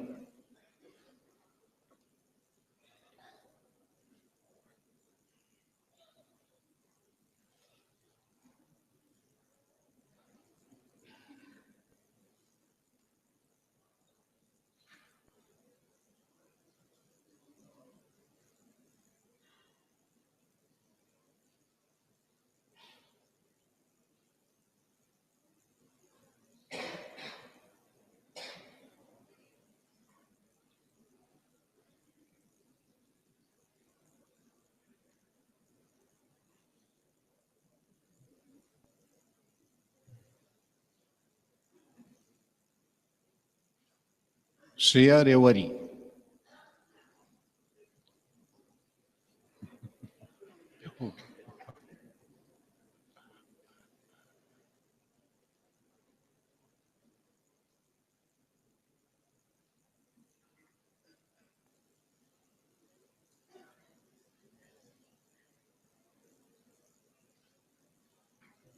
Shyang Jakhetia.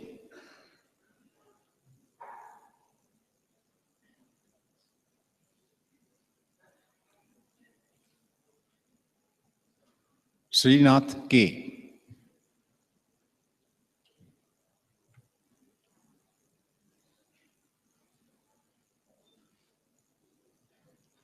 Shruti Srivastava.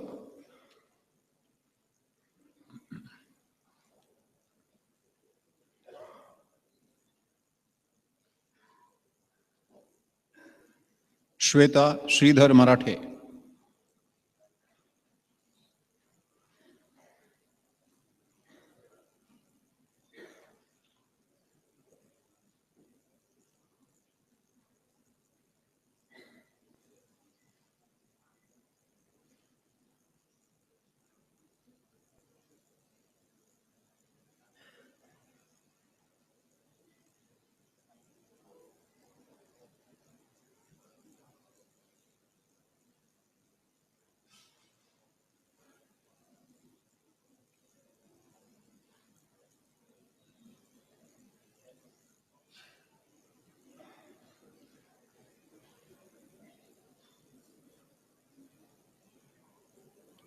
Shwetank.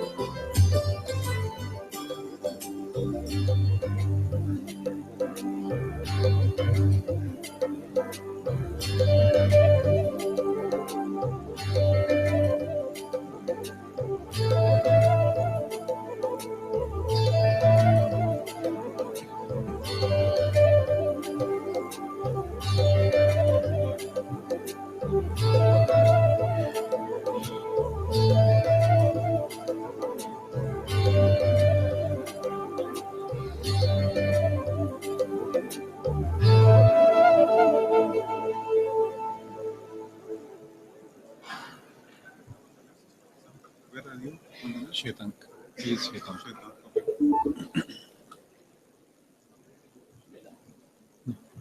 Is ready? Shwetank.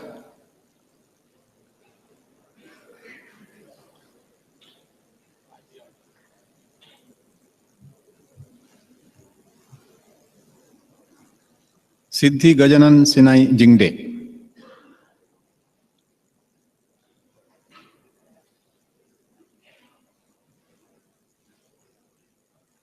Sneha Jha.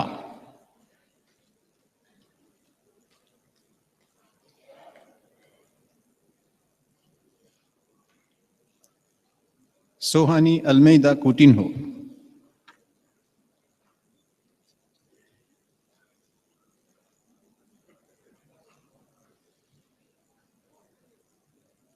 Sudarshan Shanti Kumar,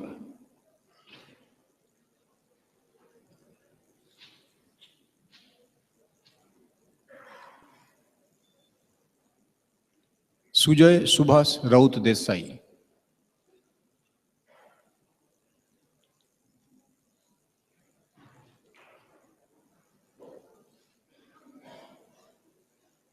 सुमपुन Kapoor,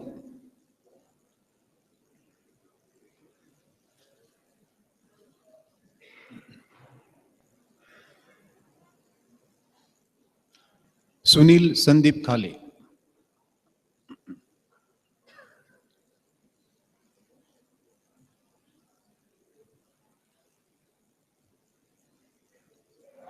Supreet Narasimha मूर्ति,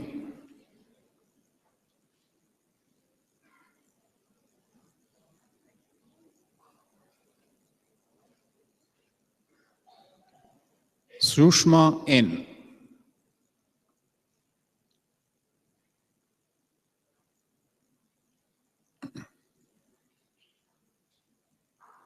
स्वप्निल गजानन परंजपे,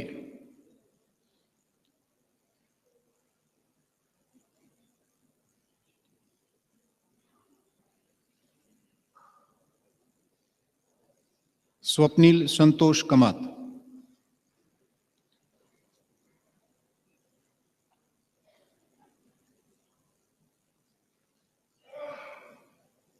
तनिका गिरीश शिरवाईकर,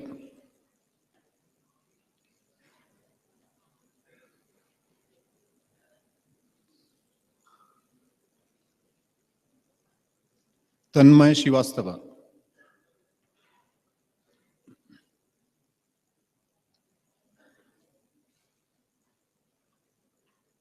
तस्नीन शबी अतरवाला,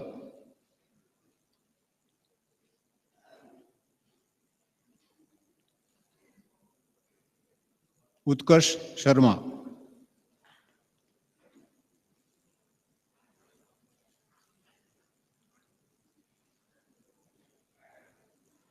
वैभव रमेश कुमार मेहता,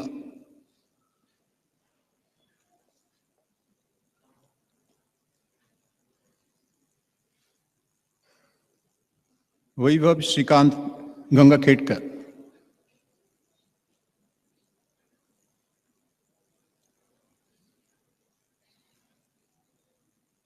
वंदिता त्रिविक्रम पाईकणे,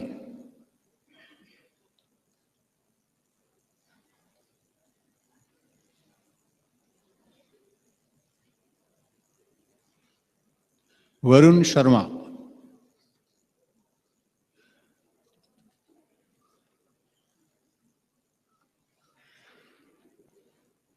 विघ्नेश्वर नरसिंहम,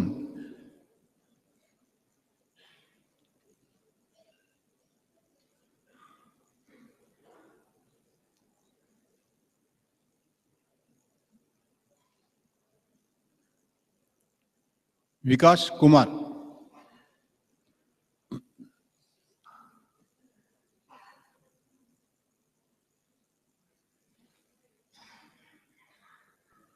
विनायक संगल,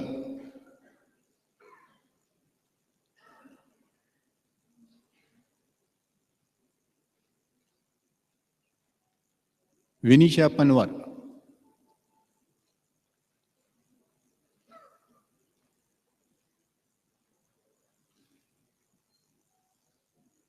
Vinod Ahuja,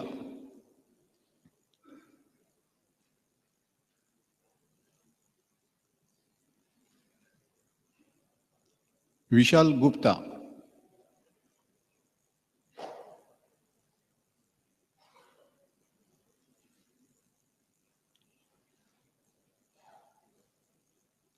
वेरलिन Raina Fernandes,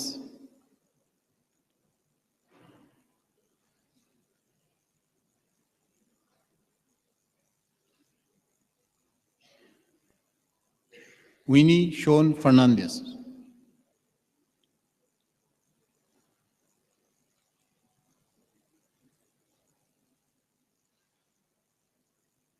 Yash Joshi,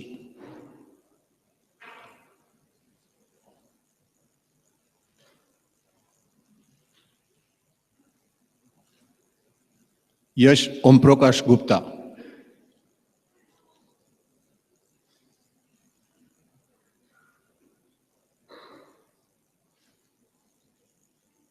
now from PGDM part-time, Anubhav Bhattacharya,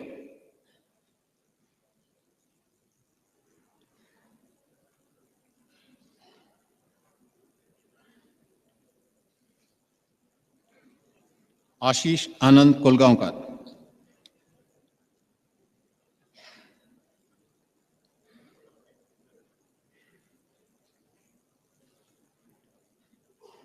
Calvin Antonio Lourdes Martins,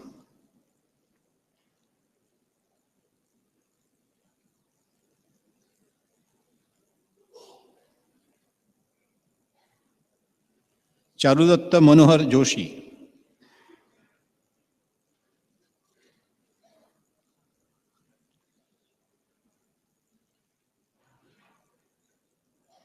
Debi Sophia Vaz,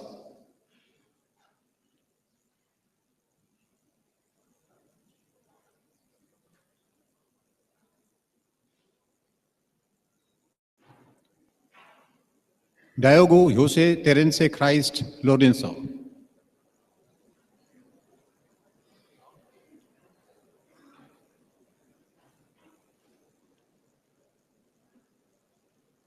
Deepak Kumar Tiwari,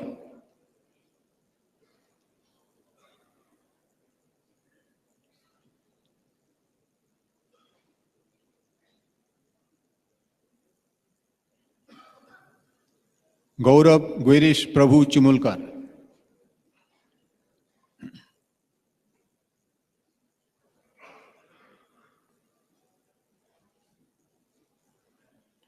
Gavin Octavio Joseph D'Souza,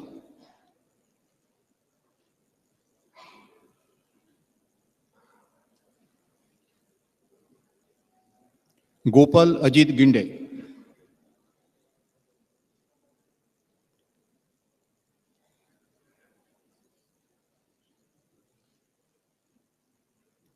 Ignacio Anthony Fernandez,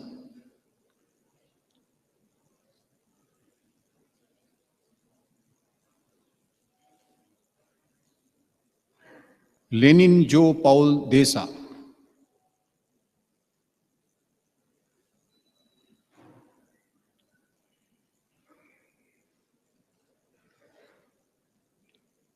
Mahadev Krishna Naik,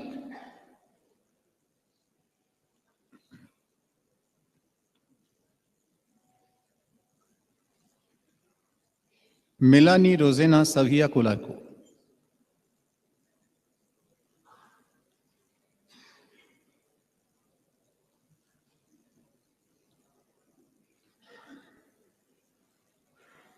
Nilkant Dinkar Pai Panandikar,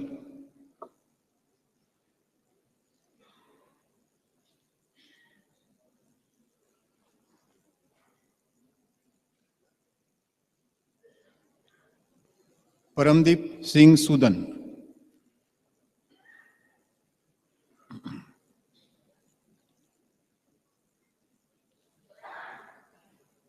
Parashara Durgaram Sapre,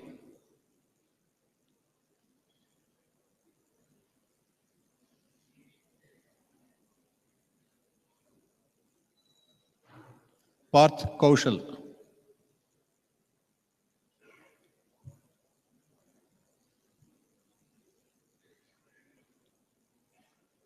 Rajendra Baburao Chaugal,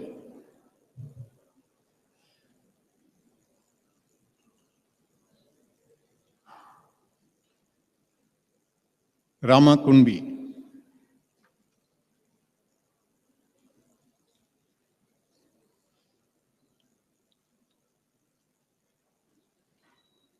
Roma Vailanka Dayas,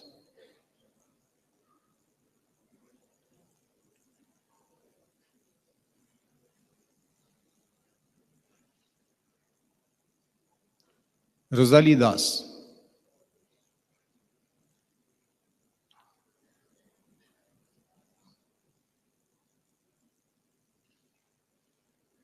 Sajan B. Balabhadran,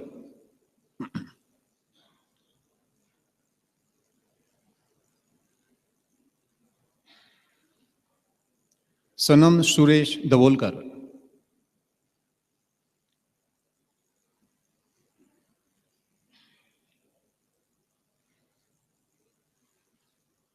Shulen Bianca Rodriguez.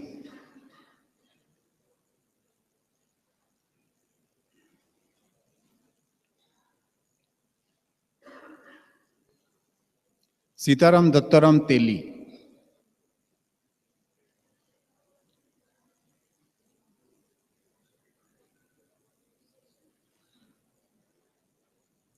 Twinkle Rajan Lohani.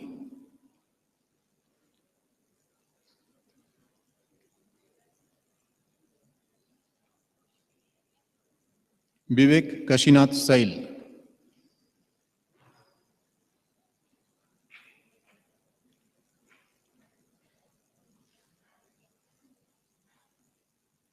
Kabir Krishna Shirgaonkar.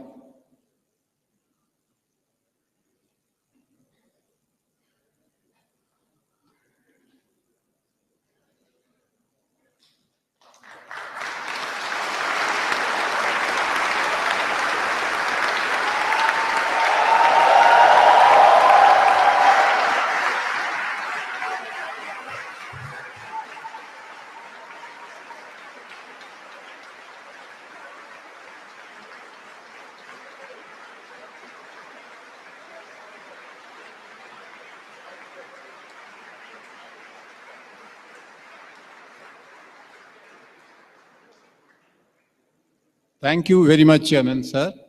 Thank you, Dr. Ajit Parulekar.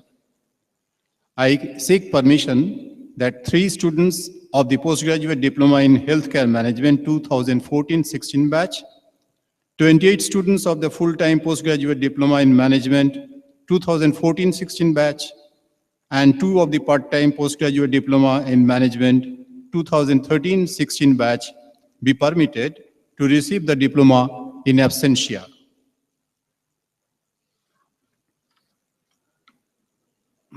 Respected Chairman, may I request you and the Director to join me to please sign the graduate register.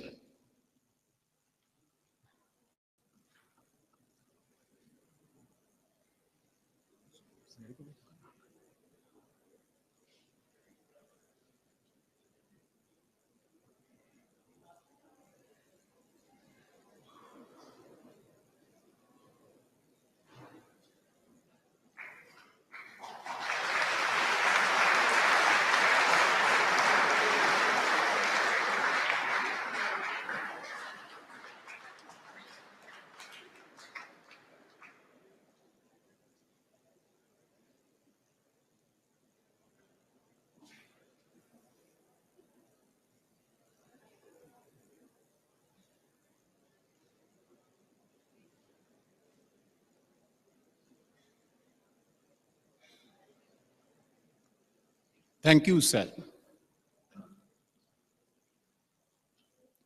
Graduate students of Goa Institute of Management 2016, please rise for the pledge.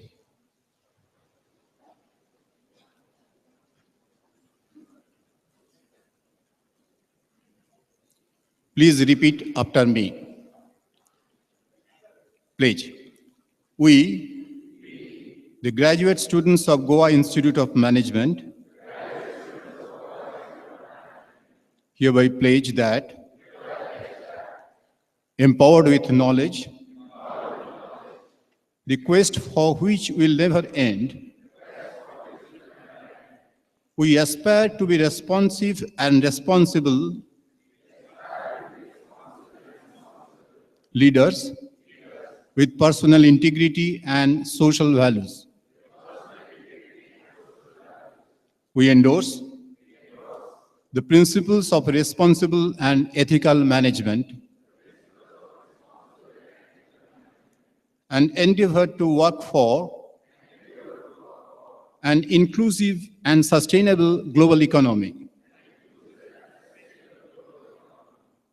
As socially responsible citizens, we commit to make a positive difference in the lives of people and in the society we live. We pledge to uphold the values of GIM and shall always endeavor to apply our knowledge for the service of our country and glory of our institute. Please be seated. Thank you.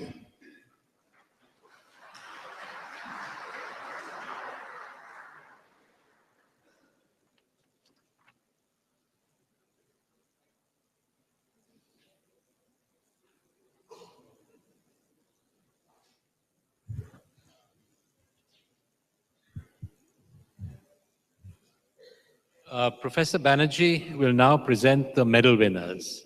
Mercifully, I think our chief guest will be handing them out.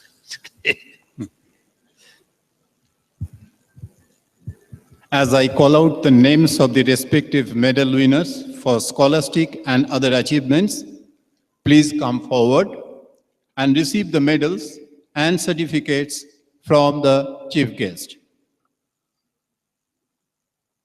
PGDM, the Alumni Association Gold Medal for the Best Summer Project goes to Nirnay Nitin Nevrekar.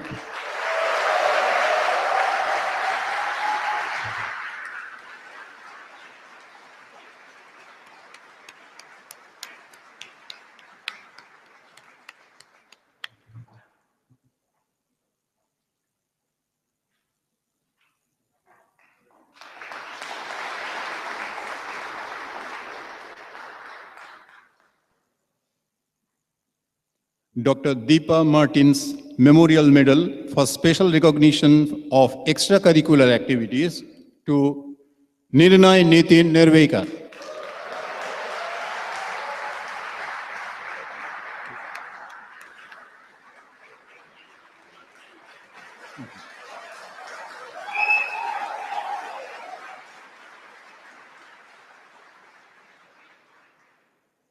Shri Nirmal Goswami Gold Medal for Communications to Keegan Fernandez.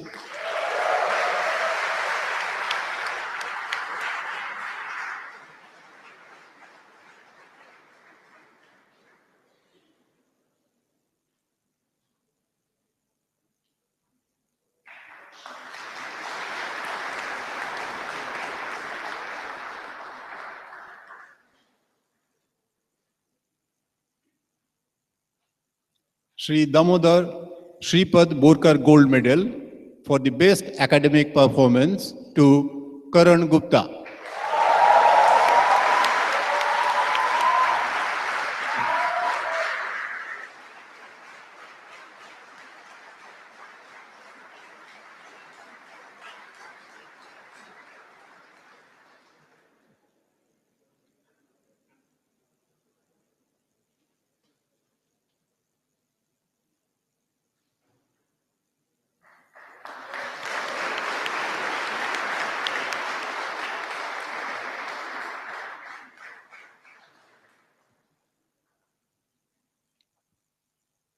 Professor Torun Pasricha Silver Medal for academic performance to Karthik Pillai.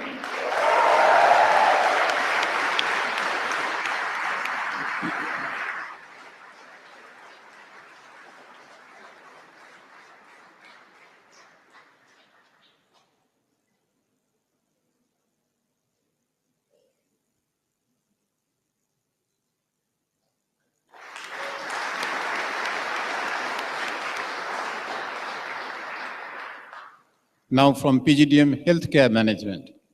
The Goa Institute of Management Gold Medal for the best academic performance in PGDM Healthcare Management to Isha Chawla.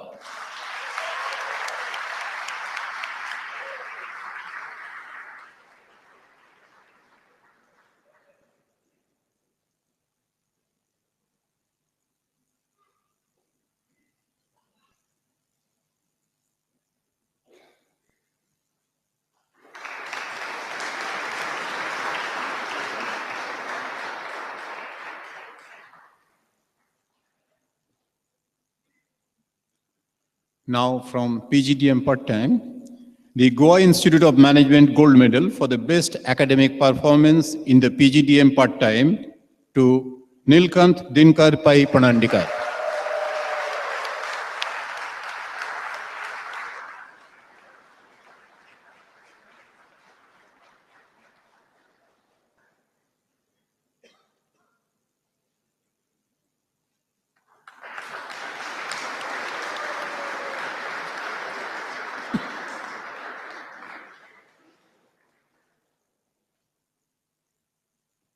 The Goa Institute of Management Silver Medal for academic performance in the PGDM part-time goes to Gaurav Girish Prabhu Chimulkar.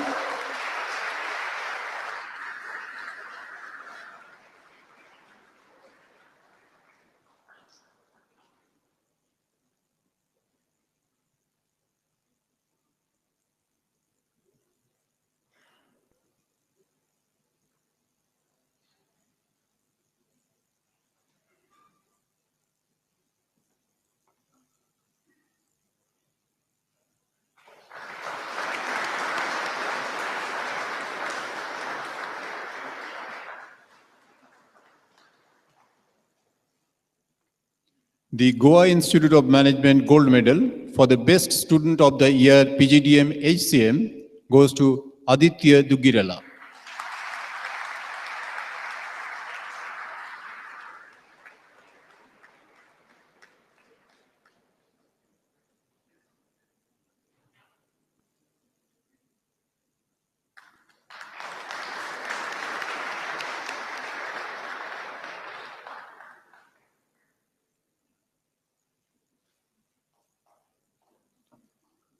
And finally, Father Romuald D. Souza Gold Medal for the Best Student of the Year PGDM to Piyush.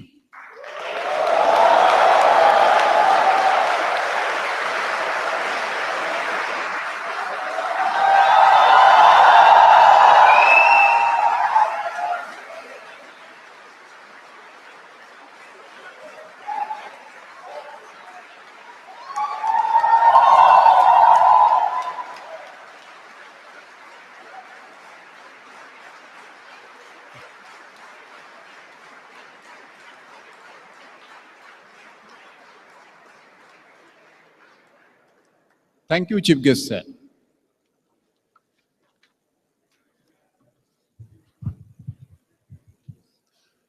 Thank you, Dr. Bhave. And congratulations to all the medal winners. On behalf of the graduating batch, Mr. Karthik Pillai will deliver the valedictory address.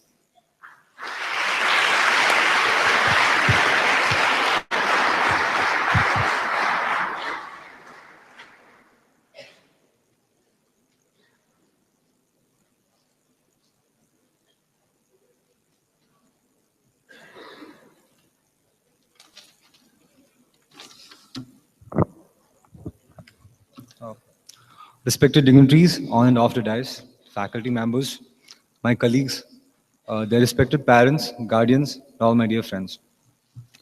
It's an honor for me today, standing here, and I'm highly obliged to be selected as the valedictorian to deliver this address. It's been around more than 21 months now when we actually entered GIM and we were sitting on that end. And that was when we were going through the orientation program.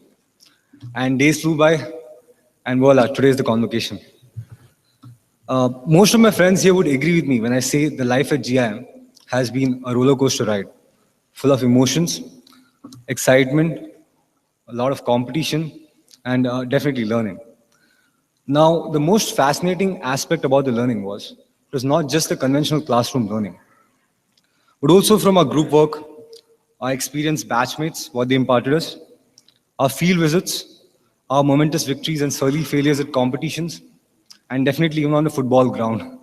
Because the team player that gets all its prominence from sports like these. Today, I would like to share with you my journey at GIM. And I'm sure at least most of you, if not all, will at least have had the same experience as me. I was 21 years old when I received a mail from GIM that I'd got admissions into this prestigious institute. I was ecstatic for making it through, but then I had my inhibitions because of pursuing a PGDM course at such a young age. I was skeptical of the thought of being amidst people with experience. It was actually pretty intimidating for me. Well, but GIM had a different story to tell. Right from the first day, the experience was very pleasant, inside the class and outside it, definitely. Among people with experience and straight college pass outs, each and everyone had their own share of knowledge to impart. And of course, I was very glad to receive it. My fears were a false alarm, and actually, I got along well with everyone. Now, the roller coaster ride that I mentioned before, it started with our first term. When you're trying to get into the life of an MBA student, it started with late nights, group work, and deadlines, all of that. And along with all this came the student clubs. Now, the most intriguing thing at GIM here is everything is entirely student driven. And this is something that awed me. And I wanted to be in the thick of things. The very enthusiasm drove me, and today I'm a proud member of the Student Advisory Council. Now, let me tell you one thing. Each and every student part of the club for the last 2 years will have their own story to tell about what they had learned. But let me tell you one thing. What they learned as their tenure of being a club member, I'm definitely sure they did not learn in their classrooms. Now, talking about classrooms, the learning in classrooms, I remember the first day when we had this icebreaker session. In the first time I was sitting in a class at GIM. We were given a case study, and I think the case study was on some attrition of some employees in the organization. I saw this case and instantly fell in love with the pedagogy here because they challenge you. Over the course of the entire 2 years, we have been constantly challenged. And I personally love challenges because I like problem solving. So what we learned here at GIM is basically, in these 2 years, is how to approach a problem and how to analyze it, the different tools to analyze it, and finally, the fun part being finding solutions to the problem. At the end of the day, without the guidance of our dear faculty members, I don't think we would have made it this far. So I would like to take this opportunity to thank them. Thank you very much, sir. Trust me when I say it, they were always there for us, even in the dead of the night, because being a council member, I know that. They were always there for us. Now the roller coaster ride continued with the placement season, mixed bag of emotions. Happiness at your friends getting placed, and at the same time, the anxiety of your own placements, it's slowly killing yourself.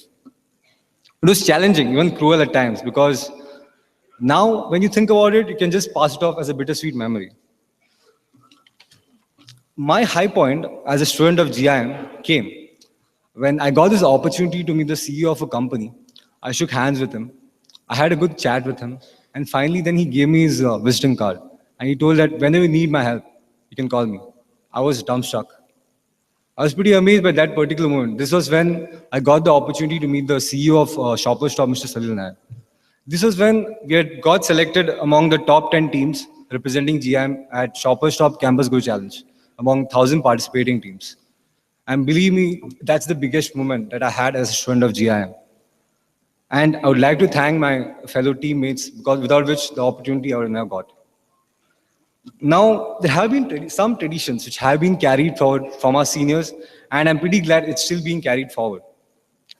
Reminiscing some of them, one of the most closest memories that we'll have is taking the photos of the class photos with the faculty member once the course is over. So that feeling is pretty unique. It's like just the feeling you get after reading the most favorite book. When you finish reading a book, you feel like, wow, the book was awesome. And after that, you just suddenly realize, oh, the book is over. Same thing, when the course gets over, you're pretty happy, yes, the course is important, it was fun, the faculty was awesome. You go on to take the pic and you're happy. And once you finish clicking the pic with the faculty and the entire class, you just realize this is the last time the faculty is going to teach you. It's over. And another tradition that has been carried forward right from the Raibandar campus to the Sankli campus is the candle passing, where the PGP2s hand over reins to PGP1s by literally passing over a candle. I mean, that is the tradition which was very emotional to me, besides the farewell, where it slowly started sinking in that it's coming to close. The beautiful GIM life, it's coming to a close. Then in the days to follow, it doesn't comfort you when you see so many pictures of your beautiful campus all over social media. And then you see the WhatsApp statuses like final lap at GIM. Rewind, please. Not at all. They're not at all comforting, to say the least, actually. You try to live in a denial, and then you're trying to postpone the inevitable. Finally, today, here we are graduating. I think I dragged a bit too long because I'm pretty emotional. So I'd like to, before ending, I would like to apologize to all for not taking a single name from the GIM community. Because the names of people whom I wanted to thank, despite this being my last opportunity, I still won't take a single name because I would be the most upset person on this campus if I missed out on a single name whom I had to thank. And I would not want that. But given this is my last opportunity, I would still like to thank everyone, my friends, my colleagues, my group members, my fellow PG1 juniors. Thank you all for making such a memorable life at GIM here. My dear faculty members, the teaching staff and the non-teaching staff. When I say the non-teaching staff, I'd like to include everyone, be it the people from the accounts or be it the people from the technical side, everyone. Thank you so much. Because I remember being a part of the council member, how many times I've troubled them, how many times we have troubled them as a team, and they always kind of bared it. I would like to thank the management because I remember so many times we used to go and talk to management, persistently demanding them from something. And I like to thank them because they yielded to them and they actually agreed to it.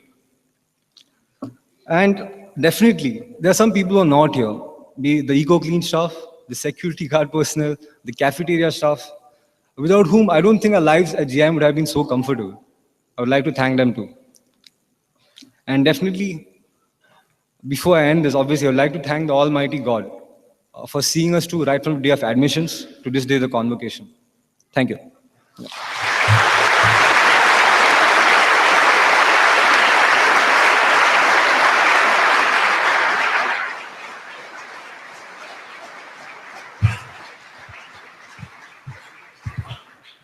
Thank you so much, Karthik, for sharing those experiences here.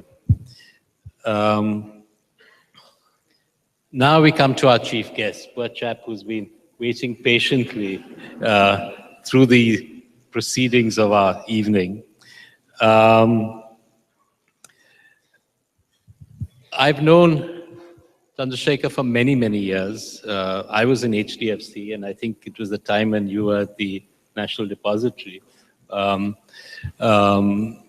you know, I won't go through his CV. Ajit has already been through it.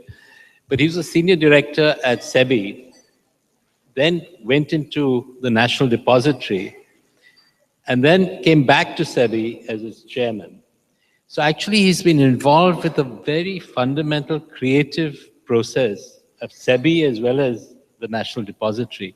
And we can be extremely proud of what the National Depository achieved under his leadership, as well as what SEBI finally achieved. So he's been heading two very major institutions during his career. And I lost sight of him for a while. We used to meet very occasionally at various meetings. And then I was involved with the creation of the Indian Institute of Human Settlements with Nandan Nilikeni and others, Rakesh Mohan, Deepak Parekh and others. And then we got into a little trouble. And who best to call in to help us out of that trouble was Mr. Bave. And he has actually come in, and as is his usual character, we've seen through a lot of these issues that we faced. And I think he's put IIHS back on track, and we are now enjoying the fruits of a lot of success as we move forward.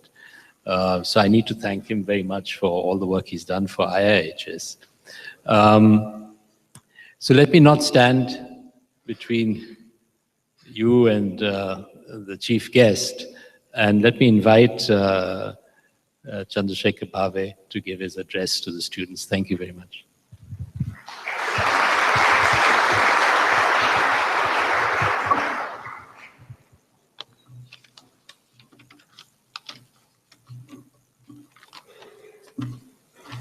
The Chairman of the Board of Governors, Mr. Nasir Munji, our Acting Director, Professor Purulekar, Professor Banerjee, members of the Board of Governors, professors, students, parents, ladies and gentlemen. I'm delighted to be here among the company of the young, which is increasingly difficult to find as you age. So I'm grateful for this opportunity. First, let me thank Mr. Munji for his kind words. I've been lucky in life to have friends like this who will not slightly, quite considerably exaggerate whatever I have done. But it's nice to hear those things. And it's also nice to come down to the ground and realize that very little is achieved in this world by any individual, howsoever big he may be. But we'll come to that as we go along. This is not my first visit to the Institute. This is probably the third or the fourth visit. And every time I come here, I find progress here. So I want to congratulate the Board of Governors and the faculty for the development that is taking place and the way this institute is progressing. And I'm sure that the future is bright. As I stand here and look at all the young faces, full of enthusiasm, hope, anticipation, and energy, I almost wish I was in your place. Maybe we can swap places. More importantly, because I think you are very fortunate to be young at this juncture in our society and in our country. India is going to grow rapidly. There's no question about that. You are going to be part of that growth story.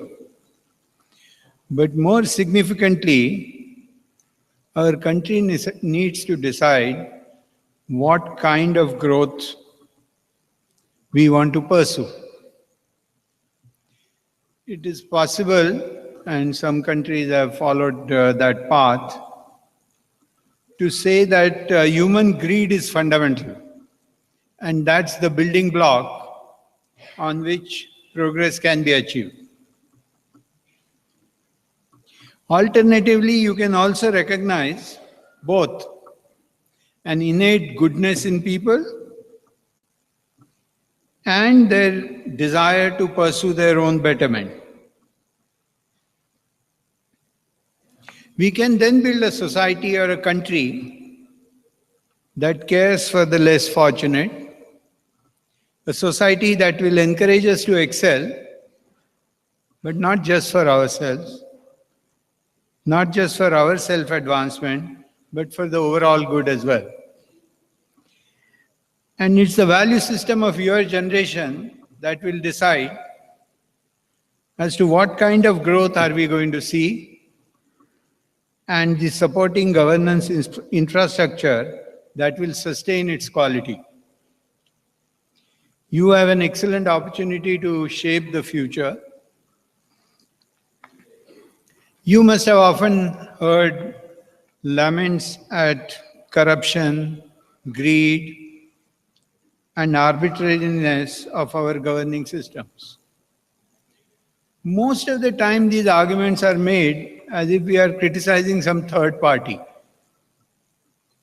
forgetting that the individuals who are manning these governing systems are our own friends, our own acquaintances, sometimes even our own relatives. So if we don't have a certain code of ethics wired into us, we will not get a fair system of governance.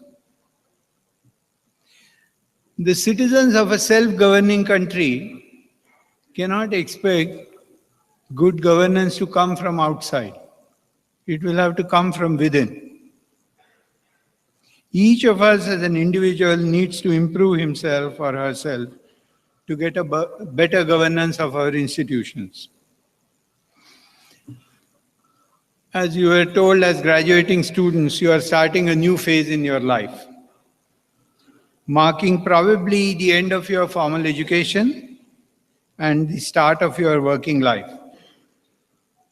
I deliberately use the words formal education because it is my request to you not to ever cease to be students. Life offers many opportunities to learn. And even if you don't go to a university ever again, don't stop learning. You know that the Indian depiction of a disciple is at the feet of his guru. So to be a student is to be humble. And humility is one virtue which will take you very far in life. As you progress in your working life, you will occupy positions of leadership and authority. And you will sometimes find that your subordinates too readily say yes, sir, to you, too readily agree with your ideas, even though that may not actually be deserved. And you will also find that your ideas or your proposals get criticized. It is humility which will make you understand that the first set of people are not necessarily your friends. And it is humility which will make you realize and endow you with the ability to analyze that criticism and not worry about who voiced it.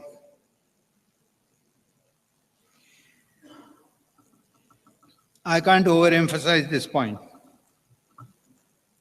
Humility can take you very far in life, but it is very easily lost, even with an infusion of little bit of authority in a person. You will have to jealously guard it all your life and keep asking yourself, am I losing that humility in me? You lose that and you lose your ability to learn.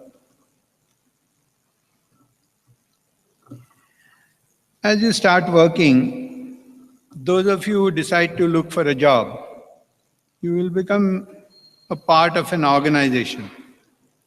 And you will quickly realize that life has changed here too. As a student, most of your achievements are your own. Leave aside some group work and so on. But most of your achievements are your own. You come first in the class. But as you work in an organization, you will work in teams. Along with your brilliance, your capacity to get along with others, your capacity to yield to another opinion, your ability to place the interests of the team above your own interests, and the interests of the organization above the interests of your team, will all decide whether you are going to be successful in that arena. So this is a marked change that will come about in your life. The working world will also challenge you with ethical issues. And you just now took an oath to abide by ethics all the time. So I want to spend some time on this aspect. You will be told by superiors, by your colleagues,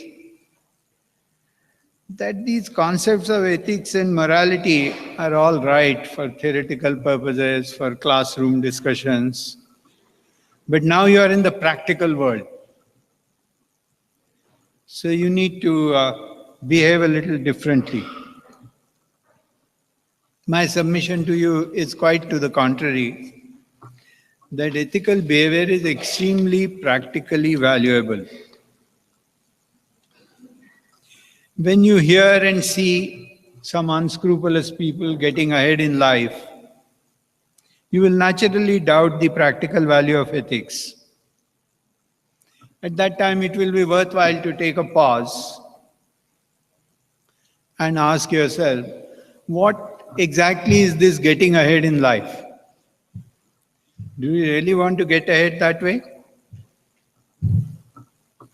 You will certainly want to earn a decent amount of money, and there's nothing wrong with that. No ethical value suggests that you shouldn't be earning money. Money is not anti-ethical. You will also want to be recognized for the good work that you will do. And the desire for recognition is also not anti-ethics. The recognition and capacity to earn a decent living standard are legitimate urges of the human mind. But you need to remember that they are, and they should remain in your life, the byproducts of your competence to do a job well. They become dangerous when they become ends in themselves. So you need to make this distinction in life, that while earning money, while wanting recognition, has to be a byproduct. That is not what you're chasing. What you need to be chasing is do your job well. And the joy of a job well done, that cannot be diminished by a lack of recognition or earning a little less money.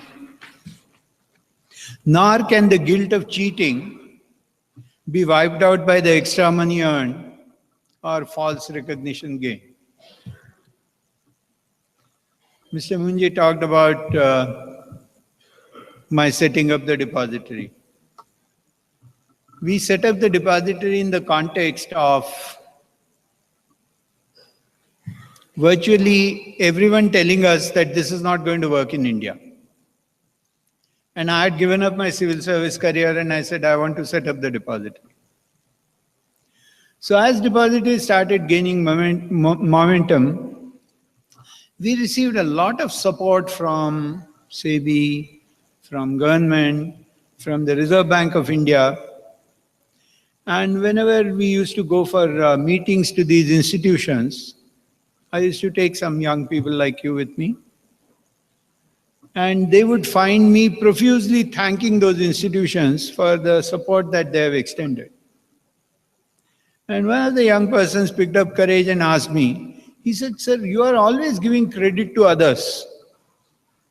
We are creating the depository. What about us? Why are you saying that RBI has done this and SEBI has done that and government has done this? So I just asked him one question. I said, you joined NSDL to create a depository or to get credit? Get your aim in life clear. If you joined here to create a depository system, you should be very happy. It is getting created. Focus on that. So how much money you earn and how much credit you get, let them be byproducts. I made an assertion that ethical and moral behavior is of tremendous practical value. And you will wonder what way. So there is such a thing as moral authority. So in life you have authority because you have a certain position. You are a parent, you have authority over your children, you are a teacher, authority over the boys and girls in the classroom. You are the boss of a team. You are a government official, you are administering law, so you have authority over people. Let's call this positional authority. This positional authority disappears as soon as you leave that position. The moral authority doesn't go away. The moral authority will remain with you all your life.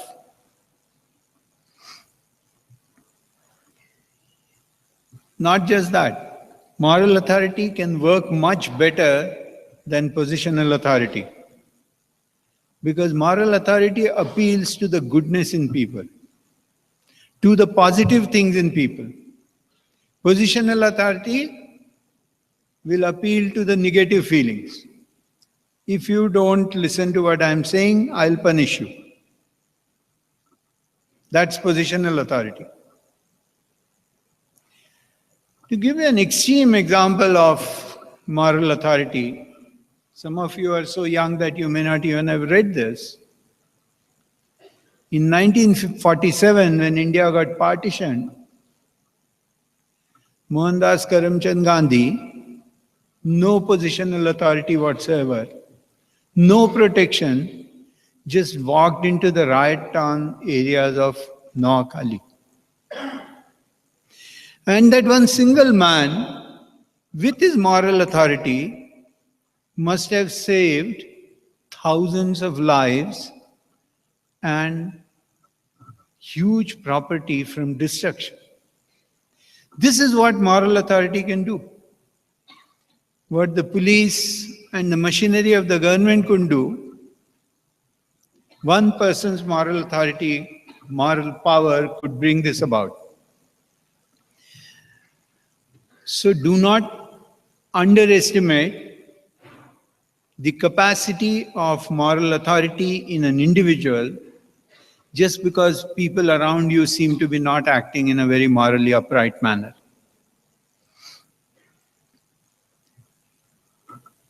There is an interesting other aspect of behaving in a morally upright manner.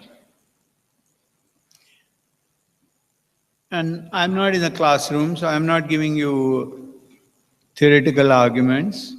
I'm sorry, I'm not saying that you give all theoretical arguments, but just making the point clear. I'm speaking from experience. If you do what is morally right,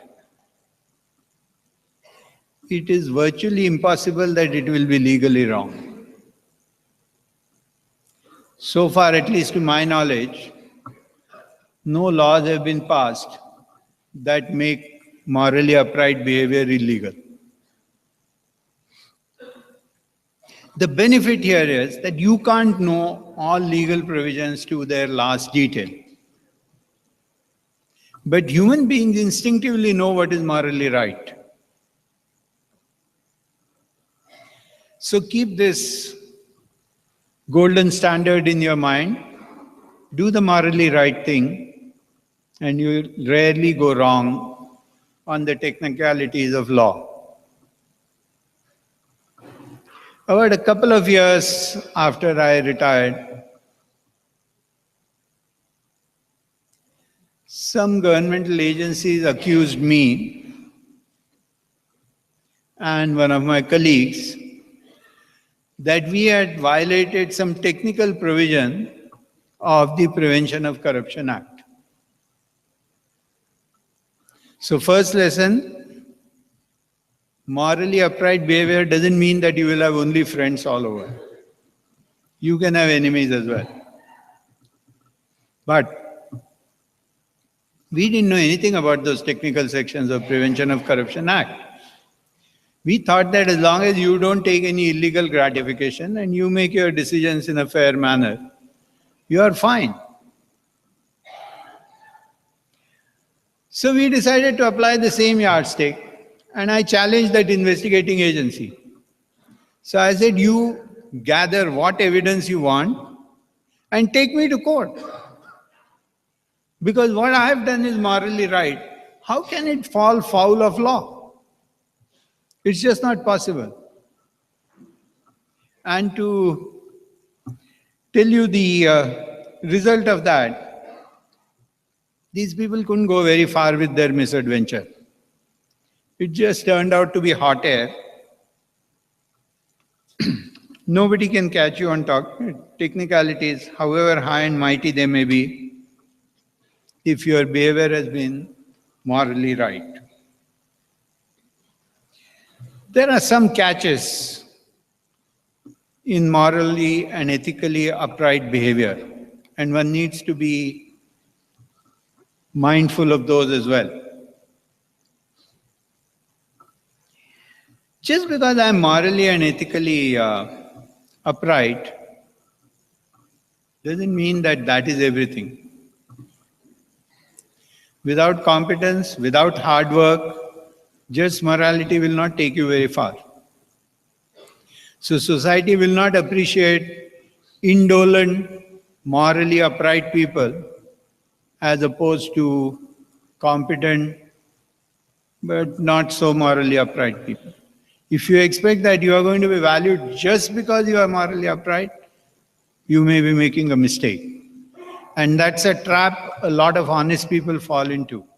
And we should be careful about it. You do need competence, you do need hard work, but combine it with good moral behavior.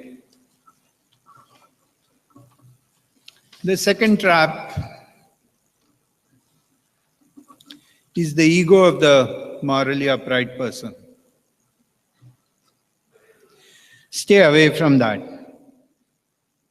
We are all human beings. We make mistakes. There is no such thing as an absolute morally upright behavior. We haven't still reached there. We are on a journey. And sometimes, being human beings, we might do something that's not strictly morally upright. And if this ego has entered our minds, we will not recognize the deviation for what it is.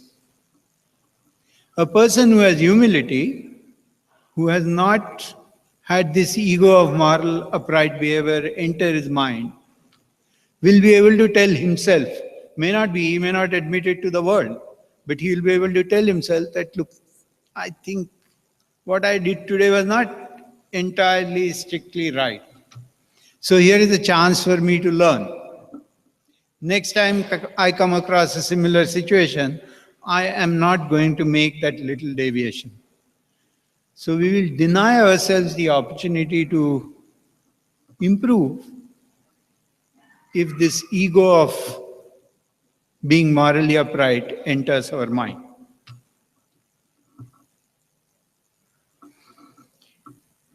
Let me just illustrate the last point I want to make to you through an example. Let's say you have decided to climb uphill. There are 1,000 steps, and you say, that is my summit.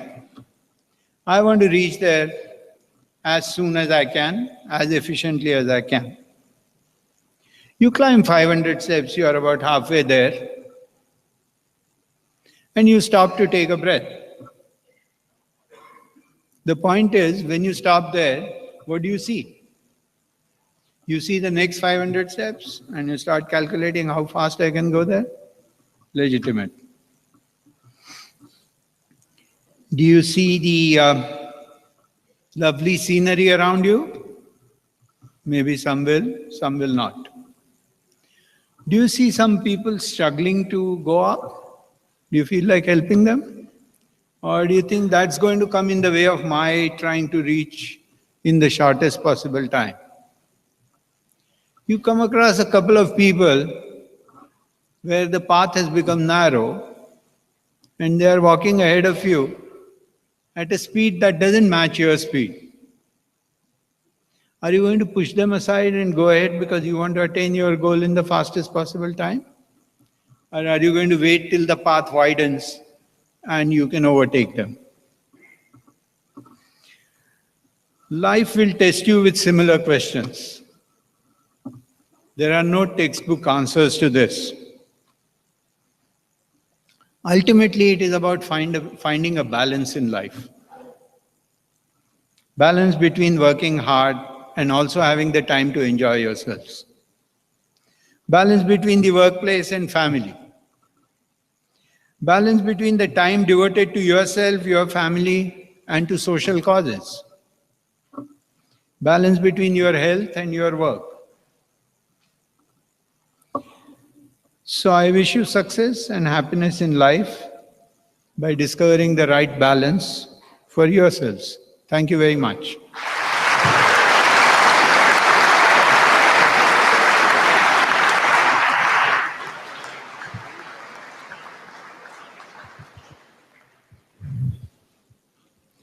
Well, there you have it, with a huge body of experience. But the bottom line seems to be do what is right, not what is technically possible. Right? It's a moral authority that drives you in the front. That's character. The character that I was talking about is exactly the same thing. So thank you very much, Chand, for that. I think your message couldn't have been more apt. Could I ask our Dean to propose a vote of thanks?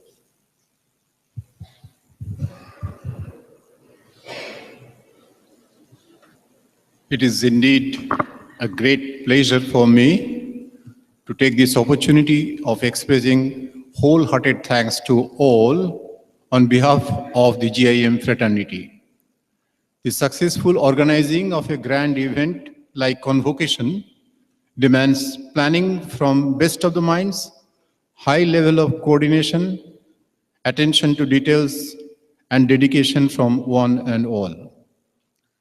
I would first like to thank the chief guest, the Honorable Mr. Chandrasekhar Bhave, the Chairman, Indian Institute for Human Settlements, IIHS, and the former Chairman, Securities and Exchange Board of India, SEBI, and the founder of the National Securities Depository, NSDL, and who is from the Indian Administrative Service, IAS, for kindly accepting to be the chief guest for GIM Convocation 2016, and for graciously enlightening us all by delivering the convocation address. We sincerely thank you, sir, for so graciously accepting our invitation and honoring us by your presence on this occasion. We understand how precious your time is and sincerely appreciate your being with us for our benefit. We are grateful to you, sir, for delivering the convocation address, and I am sure the ideal Senate will guide our graduates for long. I am also pleased to express our deepest sense of gratitude towards our chairman, Mr. Nasir Munji, and all the members of the board for trusting us, guiding, advising, and supporting us in all possible ways.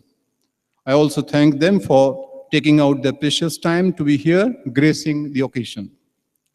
I thank the Honorable Chairman, GIM Board, Mr. Nasir Munji, for kindly delivering the presidential address.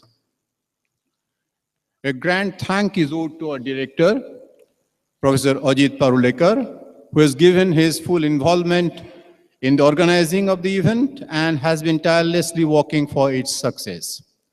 A lot of planning and detailing of the event is due to his passionate effort, which has actually brought the finesse that we have witnessed today. The convocation is a culmination of 2 years of effort of faculty, staff, and students. We are greatly thankful to all members of the GIM faculty who extended their wholehearted support.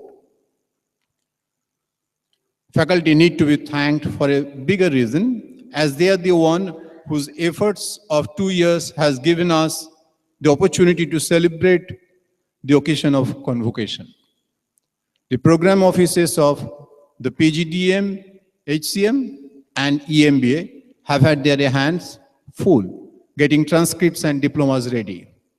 A special thank is due to Farah, Carol, K, the area chairpersons, the PGP chair, Professor Neeraj Amarnani, and the PGP part-time chair, Professor Raj Amunkar. Equally thankful, along with faculties, are the staff of GIM, who have always given their best support in delivering the program. Their role in an educational institute is crucial, without which delivering a program of this stature will never be possible. No work can be accomplished without a working team. We are fortunate to have a highly dedicated and motivated organizing committee who work day in and out to turn the plan into reality. I would especially thank Mukesh, Professor Cedric Serpes, Dhanesh, Steve, and Yashwant for being at the forefront of all activities related to the event. I'd also like to thank all other invited guests and media personnel for giving us due importance by being here today.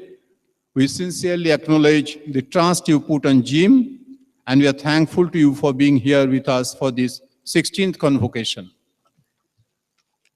I've kept my last set of thanks for the group, which I feel is the most important and the prime reason why we are here today. Yes, it's a passing out students who now are the latest addition to our alumni. We can't thank you enough, as there are an infinite number of reasons for which students need to be thanked. For 2 years, you have been with us, with all of us, and after convocation, you will continue to be a part of the GIM for a lifetime. I thank Mr. Karthik Pillai for the valedictory address, and I congratulate all the medal winners. I congratulate all students awarded their diploma. Thank you, proud parents, spouses, siblings, family, and friends of the graduating students for the support you have extended. Today is as special for each one of you as it is for our newest batch of graduates. There are many more who I wish to be thanked, and had there been enough time, I would love to thank each and everyone individually. My apology to all who I could not thank individually. At the end, I would like to express a thank you to all who are present here at the event today. Thank you.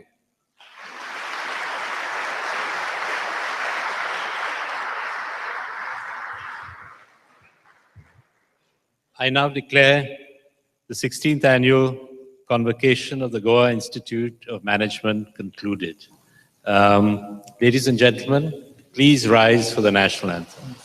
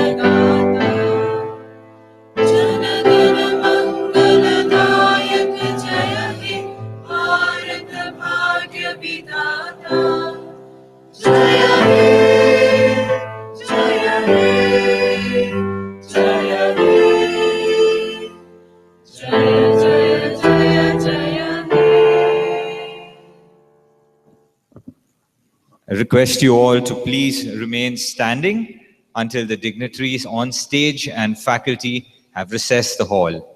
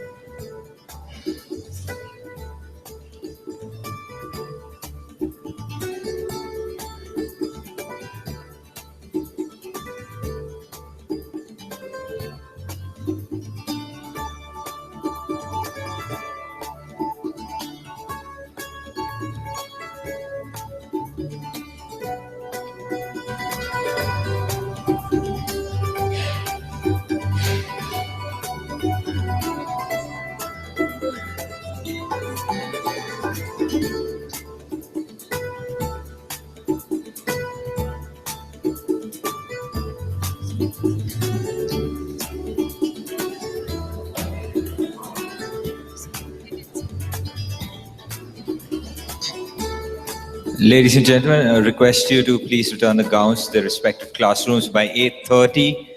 Good evening. Thank you.